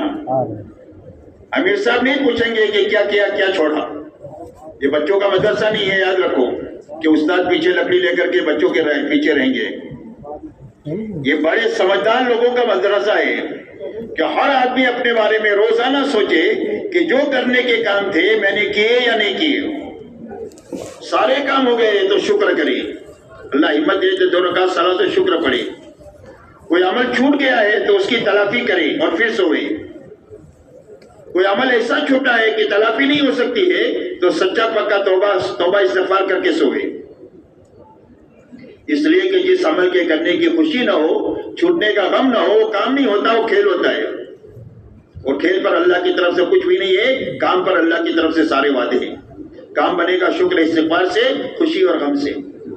اس کے لیے سب سے پہلے کرنے کے کام انفرادی اجتماعی کی پابندی کے ساتھ اس محنت میں چلنا، یہ سب سے پہلے دل کے بننے کا واحد راستہ ہے، اس کے علاوہ کوئی دوسری ترتیب نہیں ہے۔ اسی کے ساتھ بچنے کی چیزوں سے بچتے ہوئے ہر دن گزارنا، یہ کرنے کے کام ہی، بچنے کی چیزوں سے بچتے ہوئے اپنا ہر دن گزارنا۔ اس لیے کہ علاج میں 2 چیزیں ہوتی ہیں، دوائی کھانا اور پرہیز کرنا۔ دوائی نہیں کھائی تو علاج نہیں ہوگا، دوائی کھائی پرہیز نہیں کیا تو دوا کام نہیں کرے گی۔ ایسا ہی کرنے کے کام کرتے ہوئے بچنے کی چیزوں سے بچیں گے تو روز دل بنے گا، دل بننے کے راستے سے دل بنے گا۔ تو بچنے کے کام کیا ہے؟ بچنے کے کام میں سب سے پہلا سوال ہے کہ کسی مخلوق کی طرف نگاہ ہم ڈالے گی نہیں اور کسی کے سامنے زبان کھولے گی نہیں کچھ لینے کے لیے، چھوٹی نہ بڑی چیز۔ سوال کریں گے تو صرف اللہ سے کریں گے، مخلوق سے نہیں کریں گے، نہ مالدار سے کریں گے، نہ وجیح سے کریں گے، کسی کے پاس عہدہ ہے تو اس سے بھی نہیں کریں گے، اللہ سے اپنے مسئلے کو کہیں گے۔ سوال سے اپنے آپ کو بچانا، اشراف سے بچانا۔ اشراف کہتے ہیں دنیا کی چیزوں کی طرف للچائی ہوئی نگاہوں سے دیکھنے کو، چاہے ساتھیوں کے پاس ہو چاہے دنیا میں ہو، ان سب سے اپنی آنکھوں کو بند کرنا۔ تبلیغ اسی لیے ہے تاکہ دنیا کے دھوکے سے ہم نکلیں۔ قرآن پاک میں اللہ نے جگہ جگہ قرآن میں دھوکے کے لیے 2 چیزوں کو استعمال کیا ہے، ایک دھوکے باز شیطان کا تذکرہ کیا ہے اور ایک دنیاوی زندگی کا تذکرہ کیا ہے کہ دنیاوی زندگی تم کو دھوکے میں نہ ڈال دے اور یہ دھوکے باز شیطان تم کو دھوکے میں نہ ڈال دے۔ تو دنیا کے دھوکے سے نکلنے کے لیے دنیا کے بر اپنی رغبت کی نگاہ اور لالچ کی نگاہ ڈالے بغیر دنیا سے آنکھیں بند کر کے جینا۔ ضرورت پوری کریں گے، بس اتنی ہی اجازت ہے، اس کے آگے دنیا کو للچائی ہوئی نگاہ سے نہیں دیکھیں گے۔ حضور صلی اللہ علیہ وسلم کو حکم ہوا کہ آپ جو ہے وہ اپنی نگاہوں کو لمبی کر کے بے ایمانوں کے سامانوں کی طرف نہ دیکھیں، یہ ہم نے آزمائش کے لیے دیے، چند دن دیے، اور آپ کے لیے آخرت ہے، اس کے بعد ان کے لیے سوائے عذاب کے اور کچھ نہیں۔ اس لیے دنیا کی طرف سے اپنی آنکھوں کو بند کرنا، یہ دوسری بنیاد ہے، اشراف سے بچنا۔ تیسرا اسراف سے نکلنا۔ اسراف کہتے ہیں ضرورت سے زیادہ جان مال لگانے کو اسراف کہتے ہیں، اور بے جا استعمال کو تبذیر کہتے ہیں، اور قرآن میں مبذرین کو شیاطین کا بھائی بتایا ہے کہ جو بے جا اپنی جان مال لگاتے ہیں وہ تو شیاطین کے بھائی ہیں۔ اس لیے اسراف سے منع کیا گیا، کھاؤ پیو لیکن اسراف نہ کرو۔ اسراف کس کو کہتے ہیں؟ اسراف کہتے ہیں ضرورت سے زیادہ جان مال لگانے کو، کہ آپ کی ضرورت آدھے گھنٹے میں پوری ہو جاتی ہے تو 35 منٹ نہیں لگانا، وہ 5 منٹ اسراف ہے۔ آپ کی ضرورت 15 روپے میں پوری ہو جاتی ہے تو 20 روپیہ نہیں لگانا، وہ 5 روپیہ اسراف ہے۔ امت کا المیہ یہ نہیں ہے کہ جان مال نہیں ہے، جان مال بہت ہے، لیکن اسراف داخل ہو گیا، اس نے ساری جانی مالی طاقت کو کھا لیا۔ آگ کی طرح ہے اسراف، آگ ساری لکڑی کو کھا جاتا ہے، اس طرح اسراف ساری جانی مالی طاقت کو کھا لیتا ہے۔ نہ دعوت کے لیے بچی، نہ عبادت کے لیے بچی، نہ اخلاق کے لیے بچی، بوڑھے ماں باپ کو سنبھالنے کے لیے نہیں بچی، بیوہ بہن کو سنبھالنے کے لیے نہیں بچی، اسراف نے ساری جانی والی طاقت کو کھا لیا۔ تو اسراف سے نکلنے کے لیے تبلیغ ہے کہ ہماری زندگی اسراف سے پاک ہو جائے، ضرورت پر آئے، سادگی پر زندگی آئے۔ اسی کے ساتھ میں کسی بھی قسم کی لایانی سے اپنی زندگیوں کو نکالنا ہی نہیں۔ کچھ عادتیں ہیں غلط جو ہماری زندگی میں داخل ہو گئی ہے، یا غیر ضروری عادتیں ہماری زندگی میں پیدا ہو گئی ہے کہ جس پر جینا موقوف نہیں ہے، تو تبلیغ میں نکل کر ان ساری عادتوں سے اپنی زندگیوں کو پاک کرنا ہے۔ ان دو چیزوں کے اہتمام سے آدمی کا دل بنے گا، دل بننے کے راستے سے دین حقیقت کے ساتھ میں آہستہ آہستہ آتا چلا جائے گا، اس لیے کہ ایک دن میں دین نہیں آتا، نہ 4 مہینے میں آتا ہے، رخ صحیح ہوگا، آہستہ آہستہ دین زندگی میں اس راستے سے آئے گا، اس لیے کہ 23 سال میں دین آیا ہے۔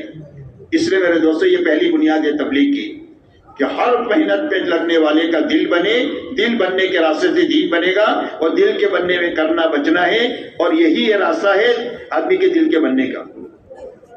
دوسری بنیاد میرے دوستو تبلیغ کی یہ ہے کہ اس محنت سے محنت کرنے والوں کا فکر بدلے۔ کیا بدلے؟ نہ کمانا چھوڑنے کا حکم ہے تبلیغ میں، اور نہ خرچ کرنا چھوڑنے کا حکم ہے۔ اسلام میں رہبانیت نہیں ہے، اور اسلام میں نفسانیت نہیں ہے۔ رہبانیت غلط لوگوں کا شیوا ہے، اور نفسانیت بھی غلط لوگوں کا شیوا ہے۔ نفسانیت کس کو کہتے ہیں؟ نفسانیت کہتے ہیں مادہ پرستی کو، کہ آدمی کی زندگی کا مقصد پیسہ بن جائے، حلال سے آئے حرام سے آئے پیسہ آنا چاہیے۔ یہ اہل باطل کا شیوا ہے۔ کچھ نہیں کریں گے، کونا پکڑ لیں گے، گھر والوں کے لیے بوجھ بنیں گے کہ تم کماؤ اور ہم جو ہے نا ہم تو بیٹھ کر کے کھائیں گے۔ گھر والوں کے لیے بوجھ بننا اس کی شریعت میں اجازت نہیں ہے۔ تو اسلام کیا ہے؟ فرمایا صراط مستقیم ہے کہ ہر آدمی کی گھریلو زندگی ہونی چاہیے، ہر آدمی کی کاروباری زندگی ہونی چاہیے، لیکن دین کے ساتھ ہونی چاہیے، دین کی محنت کے ساتھ ہونی چاہیے۔ زندگی کی کیا ترتیب ہونی چاہیے؟ کہ زندگی کی ترتیب یہ ہونی چاہیے کہ جب حکم آئے گا یا طریقہ آئے گا نبی کا یا محنت کا تقاضا آئے گا تو جی چاہیے کو توڑیں گے، چھوڑیں گے، دنیاوی تقاضوں کو آگے پیچھے کریں گے۔ بس آگے پیچھے کرنے کا حکم ہے، توڑنے چھوڑنے کا حکم نہیں ہے، دنیا کے تقاضوں کو آگے پیچھے کرنے کا حکم ہے۔ اسی کا نام قربانی ہے۔ اس قربانی پر اللہ ہدایت دیں گے، اس قربانی پر اللہ حلال روزی دیں گے، اس قربانی پر اللہ عافیت کے حالات پیدا کریں گے۔ اس کا نام قربانی ہے۔ اس لیے میرے دوستو یہ محنت فکر بدلنے کے لیے ہے کہ اس تبلیغ کے ذریعے سے کیا ہو، تبلیغ والوں کا فکر بدلے۔ نہ کمانا چھوڑنا ہے، نہ خرچ چھوڑنا ہے، تو کیا کرنا ہے؟ فکر بدلنا ہے۔ فکر بدلنے کے معنی کیا؟ فکر بدلنے کے معنی یہ ہے کہ ایک آدمی کے جوتا یا ٹوپی بنانے کا کارخانہ ہے، یہ آدمی شادی میں جاوے یا میت میں جاوے، یہ کیا دیکھے گا کہ بھائی کیا دیکھے گا؟ جوتا ٹوپی دیکھے گا۔ کھاتا بھی ہے، پیتا بھی ہے، بچوں کو پالتا بھی ہے، پڑھاتا بھی ہے، سارے کام کرتا ہے، لیکن فکر جوتا ٹوپی کا ہو گیا۔ بس یہی تبلیغ سے مقصود ہے کہ ہر ایمان والا دعوت کی فکر کے ساتھ جیے، آخرت کی فکر کے ساتھ جیے، دین کی فکر کے ساتھ میں جیے۔ باقی دنیا کے سارے کام کریں گے، شاعری شریعت کے دائرے میں کریں گے، لیکن ہمارا فکر یہ ہوگا۔ تو فکر کے بدلنے کے لیے تبلیغ کی محنت ہے۔ تو فکر کیسے بدلے گا؟ فکر صرف پھرنے سے نہیں بدلے گا، یاد رکھیں، بلکہ پھرنے کے زمانے میں دو کام کرنے سے، دو محنتیں کرنے سے فکر بدلے گا۔ اس لیے کہ تبلیغ کی محنت پھرنے والوں میں دو چیزیں پیدا کرنے کے لیے ہے، اور امت میں دو محنتیں زندہ کرنے کے لیے ہے۔ پھرنے والوں کے لیے دو چیزیں، ایک دل بنے، ایک فکر بنے، اس کے لیے تبلیغ کی محنت ہے۔ تبلیغ کرنے والوں کے لیے امت میں اس لیے ہم پھر رہے ہیں تاکہ امت میں دو محنتیں زندہ ہو جائیں۔ امت پہ تقریر کرنے کے لیے نہیں پھرتے، ہماری محنت کی بنیاد تقریر نہیں ہے۔ مولانا الیاس صاحب فرماتے تھے کہ تقریر کی حیثیت ہماری محنت میں وہ ہے جو زبان کی حیثیت باڈی میں ہے، کہ باڈی کتنے کلو کی ہے؟ 70-100 کلو کی، 150 کلو کا آدمی دیکھا میں نے، اور زبان چند گرام کی ہے۔ فرمایا جو حیثیت زبان کی ہے وہی حیثیت ہماری محنت میں تقریر کی ہے۔ اتنی تقریر ہے، اتنا ہی سمجھانا ہے، اس لیے کہ سمجھائے بغیر تو کوئی بات سمجھ نہیں سکتے۔ حق کا تعلق سمجھنے کے ساتھ ہی ہے، اور سمجھنے کے دو موقع ہیں، ایک موت ہے اور ایک ماحول ہے جہاں سے حقیقت سمجھ میں آتی ہے۔ اس لیے تقریر کے لیے ہم نہیں پھرتے۔ ہم کیوں پھرتے ہیں؟ ہم دنیا میں اس لیے پھرتے ہیں کہ امت میں دو محنتیں زندہ ہو جائے، ایک نقل و حرکت زندہ ہو جائے، ایک مقامی محنت زندہ ہو جائے، اس کے لیے پھرتے ہیں۔ اس لیے کہ امت کا المیہ یہ نہیں ہے کہ امت کو دین معلوم نہیں ہے یا دین پر چلنے کے وسائل نہیں ہیں۔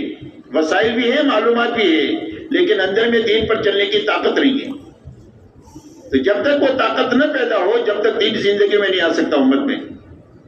زمین میں بیج اگانے کی استعداد نہیں ہے، کتنا بھی اچھا بیج ڈالو گے تو اگے گا نہیں. کیوں اگے گا؟ پہلے زمین پر محنت کر کے استعداد پیدا کرنی ہوگی، پھر اس کے بعد بیج ڈالو گے تو اگ جائے گا. تو امت کا المیہ یہ ہے کہ امت کو دین معلوم بھی ہے، وسائل بھی ہے، لیکن دین پر چلنے کی طاقت نہیں ہے. اور وہ طاقت جو پیدا ہوگی وہ ان دو محنتوں سے پیدا ہوگی. حضور صلی اللہ علیہ وسلم نے پوری امت کو ان دو محنتوں سے گزارا ہے. ایک نقل و حرکت کی محنت سے گزارا ہے، ایک مقامی محنت سے گزارا ہے. ایک ہجرت سے مشابہ ہے اور ایک نصرت سے مشابہ ہے. یہ دو محنتیں زندہ کرنے کے لیے اپنے آپ کو تھکانا ہے کرنے بچنے کے ساتھ.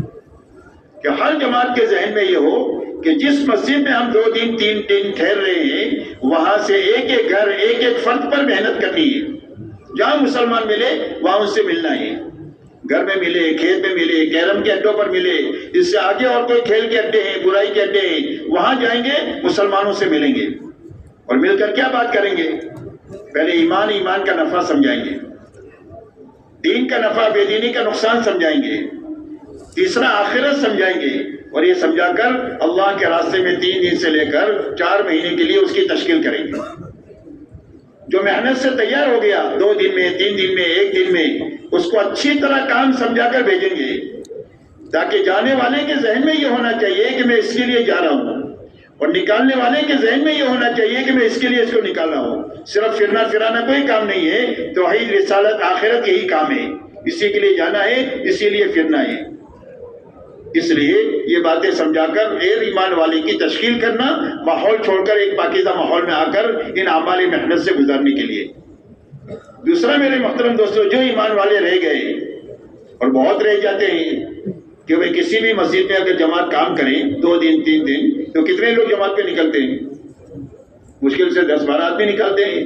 وہاں تو سینکڑوں لوگ ہیں اور مردوں سے زیادہ عورتیں ہیں، عورتوں سے زیادہ بچے ہیں. تو ان کی زندگی میں دین آنے کا کیا راستہ؟ اس کے لیے مقامی محنت ہے کہ ہر مسجد میں جہاں مسجد وار جماعت نہیں ہے وہاں لوگوں پر محنت کر کے اور یہ باتیں سمجھا کر ان کا فارغ وقت مانگا جائے آپ کا ساتھ لگانے کے لیے. مسجد وار جماعت ہے تو مسجد وار جماعت کے لیے وقت مانگے. جماعت 3 دن کے لیے آئی ہوئی ہے تو اپنے فارغ وقت لوگوں کا 3 دن کے لیے اپنے ساتھ دینے کے لیے مانگے کہ میرے ساتھ فارغ وقت آپ لگاؤ. آپ کے ساتھ 3-4 گھنٹے ہیں جو کمانے کھانے کے بعد میں اور آرام کے بعد میں وہ وقت آپ ہمارے ساتھ لگاؤ. لوگوں کی ترغیب دینا، لوگوں کی خوشامد کرنا، لوگوں کو سمجھانا تاکہ وہ فارغ وقت آپ کے ساتھ لگائیں. جب فارغ وقت آپ کے ساتھ لگائیں گے تو میرے دوستوں کام کی سوجھ بوجھ ملے گی ان کو. اس لیے کہ 4-5 گھنٹہ جب آپ کے ساتھ رہیں گے تو آپ جو کرتے ہیں وہ کریں گے. کیوں بھائی؟ مسجد میں آ کے بیٹھے تو نہیں رہیں گے. آپ تعلیم میں ہیں، آپ نماز میں ہیں، آپ دعوت میں ہیں، آپ گشتوں میں ہیں، آپ خدمت میں ہیں. وہی کام کریں گے. وہی کام 5 کام ہیں جو کام کرنے کے لیے بتاتے ہیں نا، جو روزانہ تبلیغ میں کرتے ہیں وہی 5 کام ہیں. تو ان کاموں سے گزارنا اور کام کا نفع سمجھانا. جب جماعت کسی مسجد میں جا کر محنت کرتی ہے اچھی تو وہاں سب سے پہلے نمازی پڑھتے ہیں. تو نفع بھی دکھانا، کام کی سوجھ بوجھ بھی ان کو دینا. جب آخری دن میں آپ تشکیل کریں گے تو مقامی کام کے لیے تیار ہو جائیں گے. تو جس مسجد میں شکل نہیں ہے وہاں مسجد وار جماعت اس راستے سے بنانا، محنت کے راستے سے. ہم محنت کے مکلف ہیں. جماعت نکالنے کے لیے آپ نے پوری محنت لگا دیا، نکل گئی تو بھی کام ہوا، نہیں نکلی تو بھی کام ہو گیا. گھبراؤ نہیں. محنت کا نام کام ہے، نتیجے کا نام کام نہیں ہے. حضور صلی اللہ علیہ وسلم نے طائف کا سفر کیا تو آپ دیکھو اس سفر میں کوئی خاطر خواہ نفع نظر نہیں آیا فوری طور پر سوائے پریشانیوں کے. لیکن وہ محنت اللہ کے دربار میں اتنی قبول ہوئی کہ آسمانی دنیا میں ہلچل مچ گئی. فرشتوں نے آ کر کہا اللہ کے رسول آپ اجازت دیں تو ان کو چٹنی بنا دیں گے ابھی. اس لیے کہ محنت آپ نے پوری کر دیا، آپ کے ذمہ یہی تھا. اس لیے محنت کرنا جماعت نکالنے کے لیے اپنے کرنے بچنے کے ساتھ اور ہر جگہ مسجد وار جماعت بنانے کے لیے لوگوں کو فارغ وقت لے کر کے اپنے ساتھ اعمال سے ان کو گزار کر تیار کرنا مقامی کام کرنے کے لیے. جہاں مسجد وار جماعت نہیں ہے اس راستے سے بنانا. بنی ہوئی جماعت ہے تو اس کو کام پر لگانا. مسجد وار جماعت ہے لیکن بنی ہوئی ہے لیکن کمزور ہے. دیکھو گے تو اکثر جگہ بہت بڑا عملہ ہے ہمارا لیکن محنت پر بہت تھوڑا عملہ بچا ہوا ہے کہ بھئی یہی رونا ہے کہ نہیں ہر جگہ پر. یہ پوری دنیا کا المیہ ہے. تو جو عملہ ہمارا بیٹھا ہوا ہے وہ عملہ بھی کام پر لگے. ہماری یہاں محنت کی جو شکل ہے مشورہ، وہ مشورہ صحیح ہو جائے، روزانہ کی محنت صحیح ہو جائے، 3 دن کا نظام صحیح ہو جائے، پورا ہو جائے، گشت صحیح ہو جائے، پورا ہو جائے، تاکہ 100% نماز کی فضا بنے۔ ایسے محلے جہاں پر کام کی شکلیں نہیں ہے، دوسرے گشت کے ذریعے سے مسجد وار جماعتیں بنے۔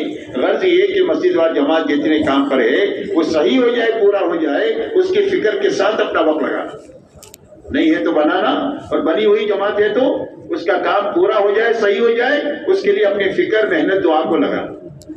ان 3 بنیادوں کو سامنے رکھ کر دن بھر اپنے آپ کو تھکانا۔ مولانا الیاس صاحب رحمۃ اللہ علیہ فرماتے تھے کہ ہمارے کام میں مقصود تعب ہے۔ تعب کہتے ہیں تھکنے کو۔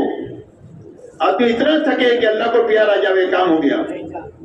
باپ تھک کر آتا ہے گھر پر تو کہ سارے لوگوں کو پیار آتا ہے کہ نہیں؟ شوہر تھک کے آ جاوے تو بیوی کو پیار آ جاتا ہے، بیٹا تھک کر آ جائے تو ماں باپ کو پیار آ جائے، سب خدمت میں لگ جاتے ہیں کہ اس کو گرم کھانا کھلاؤ، اس کے لیے چائے بناؤ، اس کے لیے گرم پانی کرو، اس لیے کہ تھک ہے۔ جب ہم اللہ کے لیے تھک جائیں گے تو اللہ کو پیار آ جائے گا ہمارے پر۔ سوتے سوتے بھی اچھا لگیں گے، یاد رکھو، جب تھک جائیں گے کام کر کے اس کے بعد سو جائیں گے تھک کر، تو سوتے سوتے بھی اللہ کو اچھے لگیں گے۔ اس لیے تھکنا، ایک جگہ پر فرمایا کہ اللہ تو جبل جوہد کے پیچھے ہے۔ اللہ کہاں ہے؟ محنت کا ایک پہاڑ ہے، اس کے پیچھے اللہ ہے، جب پار کر کے اتریں گے تو اللہ مل جائیں گے۔ اس لیے دن بھر ان بنیادوں کو سامنے رکھ کر اپنے آپ کو تھکانا۔ جب یہ بنیادیں سامنے ہوگی، اس کا فکر ہوگا، اس کی محنت ہوگی، اس کے لیے لگنا ہوگا، تو سر کھجانے کی فرصت نہیں، اتنا کام ہے تبلیغ میں۔ اور اگر یہ بنیادیں آنکھوں سے اوجھل ہو جائے اور ہمارے ذہنوں سے نکل جائے تو تبلیغ میں جتنا کھانا سونا آرام ہے، اتنا دنیا کے کسی دھندے میں نہیں ملے گا۔ اور اس طرح سے میرے دوستوں نے نکلنے والا بنے گا، اور نہ علاقوں میں کام ہوگا، علاقوں میں اور کام کر نکلنے والوں کے بننے کی بنیاد اپنے آپ کو تھکانا ہے، اور ان بنیادوں میں تھکانا ہے، کرنے بچنے میں تھکانا ہے، جماعت نکالنے کی محنت میں تھکانا ہے، مسجد وار جماعت بنانے کی محنت میں لگنا ہے، تھکانا ہے، بنی ہوئی جماعت کو کام میں لگانے کی محنت میں تھکانا ہے، اور دن پر تھکنے کے بعد آخری بات یہ ہے کہ رات کو اچھا وقت لے کر اللہ کے سامنے نماز دعا میں آہوزاری میں لگنا ہے۔ یہ چوتھا کام ہے کہ رات کو اچھا وقت لے کر اٹھیں گے اور اچھی نماز پڑھیں گے۔ اچھی نماز پڑھنے کے معنی یہ ہے کہ لمبا قیام کریں گے۔ لمبا قیام کب کریں گے؟ جب بڑی بڑی صورتیں یاد ہوگی تو کریں گے، یا حافظ ہو تو کریں گے۔ تو سب تو حافظ نہیں بن سکتے، لیکن بڑی بڑی صورتیں جو جوان لوگ ہیں وہ تو بہت تھوڑے عرصے میں کر سکتے ہیں۔ تو بڑی بڑی صورتوں کو یاد کریں، بہت انفرادی وقت ملتا ہے اس میں یہ کام لگانے، سیکھنے سکھانے میں۔ اور رات کو تہجد میں لمبا قیام کریں۔ حضور صلی اللہ علیہ وسلم اتنا لمبا قیام کرتے تھے کہ آپ کے پیروں پر برم آ جاتا تھا۔ یہ آپ کا رات تھا، یہ آپ کا دین تھا۔ دن میں تھکتے تھے، رات کو اللہ کے سامنے نماز میں دعا میں تھکتے تھے۔ اس لیے رات کو اچھی نماز پڑھنا، لمبا قیام کرنا، لمبا رکوع کرنا، لمبا سجدہ کرنا، اور اچھا نماز پڑھنے کے بعد اللہ کے سامنے آہوزاری میں لگنا۔ اللہ کے سامنے رونا اتنا قیمتی ہے میرے دوستو، جو آگ کے سمندروں کو بجھا دیتا ہے۔ حدیث پاک میں آتا ہے کہ جو اللہ کے ڈر سے روئے جہنم میں جا نہیں سکتا۔ جہنم کی آگ کو بجھانے کا ذریعہ آنسو کا بہنا ہے۔ اس لیے رات کو اللہ کے سامنے خوب آہوزاری وہ کرے گا جو دن بھر تھکے گا۔ ایک آدمی نے شادی نہیں کیا، وہ کہے گا اللہ سے دعا میں کہ اللہ مجھے لڑکا دے دیے۔ کیوں بھائی؟ شادی کے بعد زبان کھلتی ہے، محنت کے بعد زبان کھلتی ہے۔ جتنی محنت بڑھی اتنی دعا بڑھی، جتنی محنت بڑھی، جتنا تھکنا بڑھا اتنا دعا بڑھی۔ حضرت ابراہیم علیہ السلام کی محنت بڑھی ہے تو ان کی دعا بڑھی ہے۔ کیا دعا مانگی؟ جہاں ایک دانہ نہیں پیدا ہوتا وہاں پھلوں کی روزی مانگی کہ اللہ میری ذریت کو پھلوں کی روزی دیجیے۔ جہاں ایک آدمی نہیں ہے سوائے ان کی فیملی کے اور ان کے بچوں کے، بچہ اور بیوی کے، وہاں لوگوں کی توجہ کو مانگا کہ لوگ پاکستان میں رہے، ہندوستان میں رہے اور ان کا دل مکہ میں اٹکا رہے، یہ مانگا اللہ سے۔ پھر ہم امت مانگی کہ اللہ مجھے ایک امت دیجیے، اور امت میں آپ نبی مانگے، حضور صلی اللہ علیہ وسلم کو مانگا، اور آپ دیکھو ساری دعائیں قبول ہو گئی، اس لیے کہ محنت کے بعد کوئی دعا رد نہیں ہوتی، یاد رکھو۔ اللہ والے فرماتے ہیں کہ محنت صحیح ہو جائے، پوری ہو جائے، تو اس محنت کے کرنے والوں کی دعا ایسی قبول ہوگی جیسے انبیاء بنی اسرائیل کی دعائیں قبول ہوتی تھی۔ اس لیے رات کو اچھا وقت نماز میں دعا میں آہوزاری میں لگائیں۔ اس لیے کہ ہمارا پورا کام دعوت اور دعا ہے. نقل و حرکت کی مثال برتن کی ہے، چاہے مقامی ہو اور چاہے خروج ہو. نقل و حرکت کے جیسے پانی کا بوتل ہے لیکن پانی نہیں ہے، جو اس کی کیا قیمت ہے؟ اور پانی ہے تو ہمارے یہاں تو 20 روپیہ ہے، آپ کے یہاں پتہ نہیں کتنا ہے 1 لیٹر کا؟ 100 روپیہ. ماشاء اللہ، واہ بھائی واہ، 100 روپیہ ہے. اور دودھ ہے تو، شہد ہے تو، چاندی ہے تو، سونا ہے تو زر کی قیمت مظروف کی وجہ سے ہوتی ہے. یوں کہتے ہیں عربی میں، برتن کی قیمت اندر کی چیز کی وجہ سے ہوتی ہے. ایسا ہی ہماری جو نقل و حرکت ہے، اس کی طاقت اور قوت ہے، وہ کام کی وجہ سے ہے اور صفات کی وجہ سے ہے اور بنیادوں کی وجہ سے ہے. اسی لیے آپ اندازہ لگائیں کہ حضرت عبداللہ ابن رواحہ رضی اللہ تعالیٰ عنہ کے آدھے دن پیچھے رہنے کو حضور صلی اللہ علیہ وسلم نے 500 سال پیچھے رہنا بتایا، اور یہ فرمایا لو انفقت ما فی الارض جميعا ما ادرکت غدوتهم، دنیا میں جتنا ساز و سامان ہے وہ سارا اللہ کے نام پر خرچ کر ڈالو تو اس کی صبح کو نہیں پکڑ سکتے ہو جو صبح انہوں نے اللہ کے راستے میں گزاری. یہ قیمت ہے اس کی، صحیح ہو جائے تو. اس کے لیے اللہ کے راستے میں نکل کر کے اپنے آپ کو رات کو اللہ کے سامنے نماز اور دعا میں آہوزاری میں لگانا. اس لیے کہ ہمارا پورا کام دعوت اور دعا ہے. زیادہ سے زیادہ وقت ہمارا دعوت میں لگے، اللہ کے سامنے دعا میں آہوزاری میں لگے، لیکن علم کے ساتھ اور ذکر کے ساتھ، جہالت کے ساتھ نہیں، غفلت کے ساتھ نہیں. اگر جہالت کے ساتھ ہم پھریں گے تو دنیا میں جہالت پھیلے گی، غفلت کے ساتھ پھیریں گے تو دنیا میں غفلت پھیلے گی. اس لیے علم کے ساتھ دعوت اور دعا اور ذکر کے ساتھ دعوت اور دعا. تو علم کون سا ہے دعوت کا؟ دعوت کا علم جو ہے وعدے اور وعید کا علم ہے. یہ سنا علماء سے کہ قرآن میں 6,500 آیتیں ہیں، اس میں 500 آیتیں اوامر اور نواہی کی ہے کہ یہ کرنا ہے، یہ بچنا ہے، اس کی 500 آیتیں. باقی 6,000 آیتیں ترغیب اور ترہیب کی ہے، توحید، رسالت اور آخرت سے متعلق ہے. اس لیے کہ لوگوں کے دلوں میں حق جو جاتا ہے وہ ترغیب اور ترہیب سے ہی جاتا ہے، وعدے اور وعید کے علم سے جاتا ہے، بشارت اور انذار کے راستے سے جاتا ہے. اسی لیے سارے نبیوں کو اللہ نے بشیر اور نذیر بنا کر بھیجا. وہ بشیر ہے، منذر ہے. وہ سمجھاتے ہیں کہ سچ بولو گے تو نجات پاؤ گے، جھوٹ بولو گے تو ہلاک ہو جاؤ گے. یہ بشارت انذار ہے. صدقہ دو گے تو مال بڑھ جائے گا، اور اگر سود میں ہاتھ ڈالو گے تو مٹ جاؤ گے. یہ وعدہ ہے اور یہ وعید ہے. اس لیے اس علم کو گھنٹوں بیٹھ کر تعلیم کے حلقے میں لینا اور اس کو اپنی دعوت میں چلانا. گھنٹوں تعلیم کے حلقے میں لینا، دعوت میں چلانا، نقل نہیں کرنا. کسی کا بیان سن لیا تو اس کی نقل اتارنا شروع کیا، کسی کے کچھ سنا تو اس کا نام لے کر کے کہنا میں نے فلانے سے یہ سنا. نقل سے اپنے آپ کو بچانا. اس لیے کہ اکثر نقل والے کی عقل نہیں ہوتی، یاد رکھو، بلکہ ٹھوس علم لے کتابوں سے. فضائل کی کتابیں ہیں، فضائل اعمال ہے، فضائل صدقات ہے، ریاض الصالحین ہے، حیات الصحابہ ہے. یہ وہ کتابیں ہیں. اس کے علاوہ اللہ والوں کی کتابیں بہت ساری ہیں جو اللہ والے ہیں، جس کو لے کر کے اس علم کی روشنی میں بات کو کرنا، اسی کے ساتھ میں اللہ سے اپنا تعلق روز بڑھانے کی محنت میں لگنا تاکہ غفلت ہماری زندگیوں سے ختم ہو جائے. اس لیے کہ سویا ہوا آدمی سوئے کو نہیں جگا سکتا. کہ سویا ہوا آدمی سوئے کو جگا سکتا ہے؟ جاگا ہوا آدمی سوئے کو جگا سکتا ہے. ہم اللہ سے جڑ جائیں گے تو امت کو اللہ سے جوڑ لیں گے. ہم ہی نہیں جڑے اللہ سے تو مخلوق کو اللہ کے ساتھ نہیں جوڑ سکتے. تو اللہ سے ہمارا تعلق بڑھے، اس کے لیے فرائض کا اہتمام کرنا، فرائض اچھے سے اچھے ادا کرنے کی کوشش کرنا. اگر زندگی میں چھوٹے ہیں تو قضا کے ذریعے سے سارے فرائض کو ادا کر دینا. کوئی فرض ہمارے ذمے نہیں رہنا چاہیے. اللہ سے ملے، سال میں ملے کہ سارے فرائض ادا ہو چکے ہوں.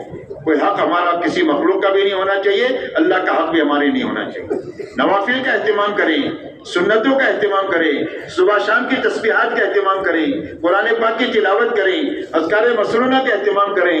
گھنٹوں اللہ کے سامنے دعا میں اپنے آپ کو لگائیں تاکہ اللہ سے ہمارا روز تعلق بڑھنا چاہیے، محبت کا، خشیت کا اور یقین کا. کہ اللہ سے روز ہماری محبت بڑھے، اللہ سے ہمارا ڈر بڑھے ہمارے دلوں میں، اللہ کی ذات عالی کا یقین ہمارے دلوں میں پیدا ہو تاکہ ہم لوگوں کو اللہ سے جوڑ سکیں. اس لیے دعوت اور دعا علم کے ساتھ اور ذکر کے ساتھ، اور دعوت اور دعا اخلاق کے ساتھ. اس کے ساتھ تبلیغ کا کام اخلاق کے ساتھ، بد اخلاقی کی کوئی گنجائش نہیں ہے. ہر مسلمان کا احترام کرنا، ہر مسلمان سے محبت کرنا، ہر مسلمان کے کام آنا، ہر مسلمان کے بوجھ کو اتارنے کی کوشش کرنا، کوئی غلطی کرے تو معاف کرنا، غلطی ہو جائے ہم سے تو معافی مانگنا، اس طریقے سے ہر ایمان والوں کو نبھا کر کے چلنا تاکہ اخلاق سے لوگ کام کی طرف آتے چلے جائیں۔ حضور صلی اللہ علیہ وسلم نے اپنے زمانے کی جہالت کو اخلاق کے ذریعے سے کاٹا ہے۔ حالانکہ آپ کا زمانہ جاہلیت کا زمانہ تھا، لیکن وہ زمانہ سارا علم کا اور ہدایت کا مرکز بن گیا وہ زمانہ۔ اس لیے میرے دوستو، اخلاق کے ساتھ دعوت اور دعا، اور قربانی کے ساتھ دعوت دعا، منمانی کے ساتھ نہیں۔ منمانی سے آدمی نہیں بنتا، منمانی سے آدمی نہیں بنتا۔ زندگی بھر علم کی خدمت کیا منمانی کے ساتھ، زندگی بھر سخاوت کیا منمانی کے ساتھ، زندگی بھر تبلیغ کیا، یہاں تک کہ شہید ہو گیا، مر گیا راستے میں، تو آدمی بنے گا نہیں، کیونکہ حدیث میں سنتے ہی کہ نہیں۔ تو منمانی سے آدمی نہیں بنتا ہے، آدمی جو بنتا ہے وہ قربانی سے بنتا ہے۔ تو قربانی کے ساتھ دعوت اور دعا۔ تو قربانی کس کو کہتے ہیں یہ سمجھنا ضروری ہے ہم سب کو۔ صرف صحابہ کے واقعات بیان کرنے کا نام قربانی نہیں ہے۔ بنانا یہ برکت کی چیز ہے، امت کو ابھارنے کے لیے صحیح ہے، اپنی زندگی میں جذبات پیدا کرنے کے لیے صحیح ہے، لیکن قربانی اس کو نہیں کہتے۔ قربانی کہتے ہیں حکم پورا کرنے کے لیے، طریقے پر چلنے کے لیے۔ حکم اللہ کا ہوتا ہے اور طریقہ نبی کا ہوتا ہے، دونوں کی اطاعت یکساں ضروری ہے۔ تو حکم پورا کرنے کے لیے، طریقے پر چلنے کے لیے، محنت کے تقاضوں کو پورا کرنے کے لیے جی چاہی کو توڑنا اور چھوڑنا۔ جی چاہی پوری کرنے کے لیے ہے ہی نہیں ہے، جی چاہی توڑنے چھوڑنے کے لیے ہے۔ دنیاوی تقاضے اگر بیچ میں آ جائے دین کے اور دین کی محنت کے، تو اپنی دنیا کے تقاضوں کو آگے پیچھے کرنا۔ کیا کرنا؟ آگے دین کو آگے پیچھے نہیں کرنا، دین کی محنت کو آگے پیچھے نہیں کرنا، دنیاوی تقاضوں کو آگے پیچھے کرنا، اس کا نام قربانی ہے۔ مثال سے ایک بات سمجھے اس طرف کہ رات کو آپ سو رہے، فجر میں اذان ہو گئی، اب کیا حکم ہے کہ نیند کو چھوڑو، حکم پورا کرنے کے لیے نکلو۔ اس کا نام دین ہے، اس کا نام قربانی ہے کہ اپنی راحت کو قربان کیا حکم پورا کرنے کے لیے۔ محنت کا تقاضا ہے آپ کا، مشورے کا۔ دنیاوی کوئی کام آیا تو اس کو آگے پیچھے کریں گے، بعد میں کر لیں گے یا پہلے کر لیں گے، مشورے کو اپنے وقت پر کریں گے۔ تعلیم کا وقت آیا تو تعلیم اپنے وقت پر کریں گے۔ 2.5 گھنٹہ لگانے کے وقت آیا، اس وقت میں جو کام آیا اس کو آگے پیچھے کریں گے، 2.5 گھنٹہ وقت پر لگائیں گے۔ گشت کے وقت میں گشت کریں گے، اس وقت میں دنیا کے کاموں کو آگے پیچھے کریں گے۔ 3 دن کا ہفتہ آیا ہمارا، اس ہفتے میں 3 دن لگائیں گے، بڑے سے بڑا کام آیا ہے اس کو آگے پیچھے کریں گے۔ اس کا نام قربانی ہے۔ دنیا کو آگے پیچھے کرنا، من مانی کو چھوڑنا، اس کا نام قربانی ہے۔ اس قربانی پر اللہ سب سے پہلا انعام ہدایت کا دیں گے، اور اللہ کے خزانے سے لینے کا سب سے بڑا دروازہ یہ قربانی کا ہے۔ یاد رکھیں، یہ گھبرانا نہیں، کبھی کوئی نقصان نظر آئے تو محنت کرتے ہوئے، حکم پورا کرتے ہوئے دنیا کو آگے پیچھے کرنا پڑے، اس میں نقصان کا احتمال ہی نہیں ہے۔ اللہ کے خزانے سے وہ ملے گا جس کو میں اور آپ سوچ نہیں کر سکتے۔ اس لیے اس یقین کے ساتھ اپنی دنیا کو آگے پیچھے کرنا۔ تو اللہ کیا دیں گے اس قربانی پر؟ سب سے پہلے اللہ ہدایت دیں گے۔ ہدایت اللہ کے خزانے کی وہ نعمت ہے جس کا کوئی کنارہ نہیں ہے۔ جتنا دنیا آگے پیچھے کریں گے، جتنا منمانی توڑیں گے چھوڑیں گے، اتنا ہدایت کا نور دل میں بڑھے گا۔ جتنا ہدایت کا نور بڑھے گا، اتنا دعوت میں طبیعت چلے گی۔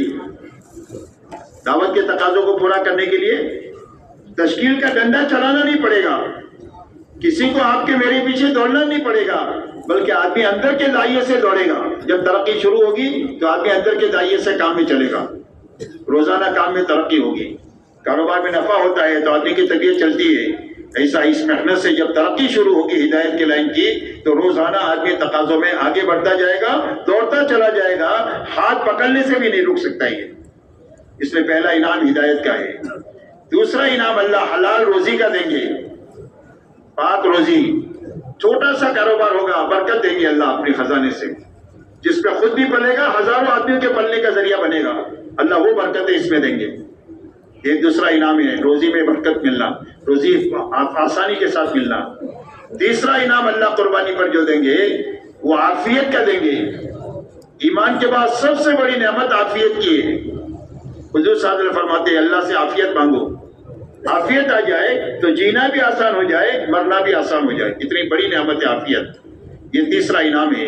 اور یہ 3 چیزیں مل جائے تو دنیا جنت کا نمونہ بن جائے گی۔ ایک ہدایت ملنا چاہیے، ایک حلال روزی بننا چاہیے، اور ایک عافیت ملنا چاہیے. کیونکہ اس کے علاوہ کوئی بڑا مسئلہ ہے ہمارا؟ کسی کا کوئی مسئلہ نہیں ہے. یہی 3 بڑے مسائل ہیں. ایک ہدایت کا سب سے بڑا مسئلہ ہے، روزی روٹی کا مسئلہ ہے، پریشانیوں کا مسئلہ ہے. پریشانیاں دور ہو جائے گی، عافیت آ جائے گی. روزی روٹی کی نحوست جو ابھی جو کمانے میں نحوست ہوئی ہے وہ ختم ہو جائے گی، برکت آ جائے گی. اور جو گمراہیاں ہیں وہ ختم ہو کر ہدایت کے مقام پر اللہ تعالیٰ پہنچا دیں گے. یہ شارٹ کٹ راستہ ہے اللہ سے لینے کا، اور یقینی راستہ ہے اللہ سے لینے کا. اور صحابہ کو جو کچھ ملا ہے وہ اس راستے سے ملا ہے. اور یہ تینوں انعام اللہ نے دیا، اور صرف 25 سال کی محنت پہ دیا. کتنے سال کی محنت ہے؟ صرف 25 سال. 23 سال نبوت کا زمانہ ہے، اور صدیق اکبر کا 2 سال سے کچھ زیادہ زمانہ یہ قربانی کا مٹنے اور کھپنے کا زمانہ ہے. صرف 25 سال. اس کے بعد اللہ نے ہدایت کے اس مقام پر ان کو پہنچایا کہ آپ یہ فرماتے ہیں کہ میرے سارے صحابہ ستاروں کے مانند ہیں، جن کے پیچھے بھی تم چلو گے وہ تم کو اللہ تک اور جنت تک پہنچا دیں گے. ہدایت کا وہ مقام قائم ہو گیا. روزی روٹی اللہ نے اتنی دیا کہ صدیوں تک وہ اور ان کے اولاد کھاتی کھلاتی رہی، ختم ہو کر کے نہیں دیا. دشمنیاں ساری ختم ہو گئی 25 سال کی محنت کے بعد، اور ایسے عافیت کے حالات پیدا ہو گئے کہ دنیا میں کوئی بھی میلی نگاہ سے ان کی طرف دیکھنے والا نہیں ہے. اللہ نے ایسے عافیت کے حالات پیدا کیے. صحابہ 1000 سال تک دنیا کے پیچھے دنیا کے راستے سے محنت کرتے تو اتنا نہیں مل سکتا تھا جو 25 سال کے عرصے میں قربانی کے راستے سے اللہ نے ان کو عطا فرمایا. یہ امت کے سنبھلنے کا شارٹ کٹ راستہ ہے، اور یقینی راستہ ہے کہ اللہ تعالیٰ کے راستے میں اپنی جان مال کو کی قربانی کو آگے پیچھے کرنا، دنیا کے دین کے اور دین کی محنت کے لیے، اور اپنے خواہش کو چھوڑنا، اسی کا نام قربانی ہے. اس لیے میرے دوستوں پورا مجمع طے کرو کہ انشاءاللہ اپنا وقت صحیح لگانا ہے، پورا لگانا ہے. مقامی کام صحیح کرنا ہے، پورا کرنا ہے. اور یہی ہر جانے والی جماعت کو یہی باتیں سمجھانی ہے. ہر جانے والی جماعت کو 3 دن سے لے کر چلہ 4 مہینہ 7 مہینہ سال والی جماعت کو یہی باتیں سمجھانی ہے کہ کرنے بچنے کے ساتھ وقت لگانا ہے، جماعت نکالنے کی محنت کے ساتھ وقت لگانا ہے. مسجد وار جماعتیں نہیں ہیں تو بنانے کی محنت کرنا ہے، بنی ہوئی جماعتوں کو کام پر لگانا ہے، اور رات کو اللہ کے ساتھ روتے ہوئے اپنا وقت لگانا ہے، اور دعا پر نماز پڑھتے ہوئے وقت لگانا ہے. یہی باتیں ہر جانے والی جماعتوں کو سمجھانی ہے. واپس آنے کے بعد اسی کی کارگزاری لینی ہے. جانے میں سمجھانا ہے اور واپسی میں اسی کی کارگزاری لینا ہے کہ کیا پابندی ہوئی. اس لیے کہ پابندی ہی سے آدمی بنے گا، اس لیے واپسی میں اس کی کارگزاری لینا. بچنے کی چیزوں سے بچنا کیسا ہوا، جماعت نکالنے کی کیا محنت ہوئی، مسجد وار جماعت بنانے کی کیا محنت ہوئی، اور رات کو اٹھ کر اللہ کے سامنے رونے کا کیا نظام رہا، اس کی ہی کارگزاری اسی کو سمجھائش میں لانا. 3 دن سے لے کر پورے عالم میں اس کو چلانا. اسی کے ساتھ میرے دوستو روزانہ کی محنت صحیح ہو گئی تو انشاءاللہ سارا روزانہ کا کام صحیح ہو جائے گا. جو مسجد وار جماعت کا کام ہے نا، اگر 2.5 گھنٹے کی محنت صحیح ہو گئی تو مقامی کام صحیح ہو جائے گا. 3 دن کا نظام صحیح ہو جائے تو پورے آگے کی عمارت صحیح ہو جائے گی. اس لیے کہ جو آدمی 8-10 مہینہ 3 دن اچھا لگائے گا، پورا لگائے گا، وہ چلہ اچھا لگائے گا. 4 مہینہ اچھا لگائے گا، 7 مہینہ سال کے لیے تشکیل ہوگی تو اچھا لگائے گا. اس لیے کہ اچھا کرنے کی عادت بن گئی اس کی 10 مہینے میں. اس لیے اپنے پورے کام کو صحیح اور پورا کرنے کا راستہ 3 دن کا نظام صحیح کرنا ہے، جس میں وقت پورا ہو، اعمال پورے ہو، اس کی سمجھائش کرنا، کارگزاری لینا. ہمارا مقامی کام مسجدوں کا صحیح ہو جائے، اس کے لیے 2.5 گھنٹے کا نظام صحیح کرنا. جو آدمی 2.5 گھنٹہ صحیح لگائے گا، آپ تو 8 گھنٹہ لگانے والا مجمع ہے ماشاءاللہ، تو 8 گھنٹہ جو ہے وہ 2.5 گھنٹے کے بعد کا جو وقت ہے وہ مشورے سے آپ کو تقاضے پر لگانا ہے.